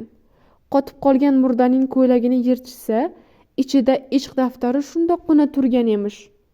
Bu daftar meniki deb Zulxumor dodlab yuborgan. Demak, kichkina xo'jayinning o'limiga men sabab bo'libman deb yig'lashni avjiga chiqarib yuborgan. Agar Yo'ldoshxonga bu daftarni bermaganimda, ichidagini o'qimagan, sirka ichmagan, demak o'lmagan bo'lardi deb Zulxumor ham 1-2 bor o'zidan ketgan. Shu ahvolda daftarni bag'riga bosgancha uylariga ketgan. Baribir uxlay olmagan. Daftarning shundoqqina ustida Zulxumor meni kechir degan so'zlar bor ekan. Ana shu so'zlar qiz bechoraga uyqu bermagan. Bilasizlar-ku, muhabbat o'zi jinnilik deyishadi. Zulxumor jinni bo'lib qolgan. Yo'ldoshxon o'lyapti. Uning o'limiga men sababchi bo'ldim. Yaxshisi men ham o'lay, o'lsam birga o'lay deb vasiyat yozgan. Vasiyatda meni Yo'ldoshxonning yoniga qo'yinglar degan so'zlarni ham yozgan. O'tkir pichoqni qo'liga olib, tomirini kesmoqchi bo'lgan. Yo'q, o'lsam Yo'ldoshxonni yana bir ko'rib olay deb qorong'i kechada jonlantirish xonasiga qarab yugurgan. Yigitning oldiga kirish ham qizga oson bo'lmagan. Kirgizmasang senlarni so'yaman deb do'q urgan. Oldiga kirganida yigitni allaqachon o'ldiga chiqarib, yuziga oq doka yopib qo'ygan ekanlar. Yo'ldoshxon, men seni ko'rgani keldim deb qichqirib yuborgan qiz. Mo'jiza yuz bergan. Ha, chinakam mo'jiza. Allohning inoyati bilan sovib qolgan tanada jon paydo bo'lgan. Yo'ldoshxonning ko'zlarini ham ochiq ketmasin deb yumib qo'yishgan ekan. Yumuq ko'zlardan biri xiyol ochilib, 2 tomchi yosh dumalab tushgandi. Voy xudoyim deb dodlab yuborgan Zulxumor. Dodlashi bilan endi ikkinchi ko'zi ham ochilib, undan ham oq marvaridlar yosh donasi to'kilgan. Narigi xonada doktorlar, hamshiralar yig'ilishib, allanimalar haqida maslahatlashib o'tirishgan ekan. Iya, tirik ekan. Voy xudoyim. Aktni tezda yirtib tashlanglar. Yigit tirikka o'xshaydi deb hayajon ichida bir-birlarini quchoqlashib tabriklay ketganlar. Mana shunaqa mehmon qizlarim. Muhabbat o'likni tiriltirar ekan, bunga butun Tagob qishlog'i guvoh bo'ldi. Sevsalaring Zulxumordek sevinglar. Dilbarxon, ovsinginam, miriqib gapirib oldingiz. Bilaman, eringiz o'sha yerda medbrat bo'lib ishlaydi. Lekin mening jannat makon qayni buvim jonlantirish xonasida 20 yildan buyon hamshira bo'lib ishlaydi. Bir qulog'i og'ir eringizdan ko'ra, 2 qulog'i ding qayni buvim bor gapni hammadan oldin bilib oladi. Ha, o'sha kunlari o'sha soatda bo'ldi shamol, bo'ldi to'polon deganlaridek jonlantirish xonasi atrofida katta janjallar va mushtlashuvlargacha bo'lib o'tdi. Zulxumor qaysar, bir so'zli qizlardan ekan. Yo'ldoshxon tirik ekan. Oyoqqa turmaguncha hech qayoqqa ketmayman. Og'zi, bo'g'zi, tillarining shishib ketibdi. O'rniga qaytib, bir og'iz so'z aytmaguncha yonidan jilmayman deb uyidan olib kelgan o'tkir pichoqni mahkam ushlab turaveribdi. Uni uylariga olib ketish uchun bechora otasi qancha yolvorgan, onaizori qancha yig'lagan. Nursuk qishlog'ida fermer bo'lib ishlaydigan opachasi 30 ta buqam, 40 ta sog'in sigirim bor deb maqtanib yuradigan o'sha opasi ham yolvorgan. Hey singil, ko'zingni och, sen prokurorning o'g'liga unashar bo'lgansan. Fotiha buziladigan bo'lsa, otamiz bosh ko'tarib yura olmaydi. Onamiz sharmandalikka chidamay o'zini daryoga tashlaydi degan gaplarni ham aytgan. Zulxumor esa o'tkir pichoqni tomiriga qadab tikka turavergan. Uning atrofini anjirchi qizlar va yigitlar o'rab olishgan va hech kimni qizning yoniga yo'latishmagan. O'sha kunlari Tagob ahli naqd 2 ga bo'linib ketdi. Zulxumorni himoya qilgan anjirchi qizlar va yigitlar bir tomon, prokuror amakining butun avlodlari yig'ilib, ular bir tomon. Hali aytdim-ku, bo'ldi shamol, bo'ldi to'polon. Ana shunday vahimali kunlarda masjidga kirganda oq do'ppi kiyadigan, ko'chaga chiqqanda yelkasiga polkovniklik pagonini taqib yuradigan hoji polkovnik anjirchi qizlarni o'z himoyasiga olibdi. To'ppa-to'g'ri prokurorning uyiga kirib, "Xo'sh prokuror o'g'lim" deb salmoqlanib gap boshlabdi. Ota o'z qizini zo'rlab erga bersa yoki bermoqchi bo'lsa, O'zbekiston Jinoyat kodeksining qaysi moddasi bilan ish qo'zg'agan bo'larding? Prokuror boshini egib anchagacha jim o'tiribdi. Ketma-ket uh tortarmish. Oxiri ustoz, o'zimning ham boshim qotib qoldi. Bunaqangi voqea mening oilamda bo'ladi deb hech o'ylamagan edim. Bo'lari bo'ldi. Mayli, o'sha Yo'ldoshxonning otasi Avazbek ikkovlaring shu bugundan qolmay Yo'ldoshxon nomidan sovchi bo'lib kelinglar. Men bu isnoddan tezroq qutulay, debdi. Ana, mehmon qizlarim, ko'rdilaringmi? Tagoblik qizlar qanaqa bo'larkan? Birlashsa prokurorni ham yengadi. Birontasini sevib qolsa, sevgisi uchun o'lguncha olishadi. Demak, to'yga kelibsizlarda. Xudo xohlasa zo'r to'y bo'ladi. Bu oqshom 7 yigit u 7 qizning nikohi o'qiladi. Mayli, birgalashib boramiz. Men ham u yoq bu yoqimga qarab olay. Ayollar ko'ziga surma, qo'liga xina qo'yib to'yga bormasa, erlari aynib qoladi-ya. Hozir erkaklarning hammasi labida qizili borlarga qaraydigan bo'lib ketishgan. Ovsin, gapingizning chalasi bo'lsa, navbat sizga. Mana, kech ham kira boshladi. To'yxonaga Yo'ldoshxon Beksulton do'konining old tomonidagi katta maydon tanlangan. Qishloq ahli juft-juft, guruh-guruh bo'lib, o'rtakashlar ko'rsatgan joylarga borib, asta-sekin o'tiryapti. To'yni tuman hokimining yosh fermerlar bo'yicha o'rinbosari Ochilov amaki boshqaryapti. Qaysi mehmon qayerga o'tirishini aftidan ana shu amaki belgilayapti. Mehmonlar shunday tartib, shunday intizom bilan joylashibdilarki, agar suratga olib qo'yishsa, tagobliklarga 100 yillar davomida bir esdalik bo'lib qolgan bo'lardi. Pahlavon Nurlan og'a tuman hokimi Boboxon Sharipov bilan yonbosh o'tirishibdi. Goho yengil kulib qo'yishyapti. Zulxumorning prokuror otasi yelkasidagi polkovniklik pagonini yechib, boshiga oq do'ppi kiyib olgan hoji buva bilan allaqachon gapga kirishib ketibdi. Prokurorning yuzi, ko'zlarida mamnuniyat aks etgan. Yugurib, yelib xizmat qilayotgan Avazbek amaki uning ko'zlaridagi mamnuniyatni ko'rib, "Xayriyat, qizini kelin qilganimga Zulxumor Yo'ldoshxonga tekkaniga xafa emasga o'xshaydi", deya ko'nglidan o'tkazib qo'yyapti. Ochilov amaki 7 kelin kuyovning 14 qayni buvisini bir qatorga tizibdi. Haligi qaldirg'ochlar simyog'ochda qator o'tirishadi-ku, ana o'shalarga o'xshab o'tirishibdi. Eng saodatli, eng farahbaxsh kunlaridan biri emasmi? G'oyat go'zal kiyinishib, katta buvalardan meros qolgan oltin, kumush taqinchoqlarini taqishib, g'urur, iftixor bilan o'tirishibdi. Anchadan buyon ochilmagan gap-qop xaltalarining og'zini keng ochib qo'yishibdi. Qisilib, bo'g'ilib, bir-birini ezib yotgan, bir-biridan chiroyli so'zlar quvalashib chiqib kelyapti. Tagob qizlarning kiyinishi, hay, 7 iqlimda ularga teng keladigani yo'q. Marg'ilon atlasidan kiyinishibdi.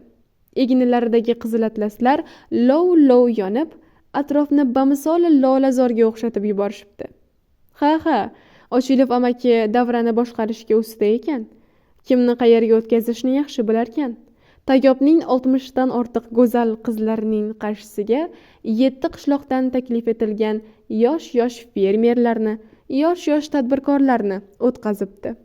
Bu qizlar u bu yigitchalarning bir-birlariga ko'z suzib tikilishlarini ko'rsangiz. To'satdan karnaylar chalinib, nog'oralar birdan gumburlab ketdi. Shu asnoda o'tirganlar ham gurillab o'rinlaridan turishdi.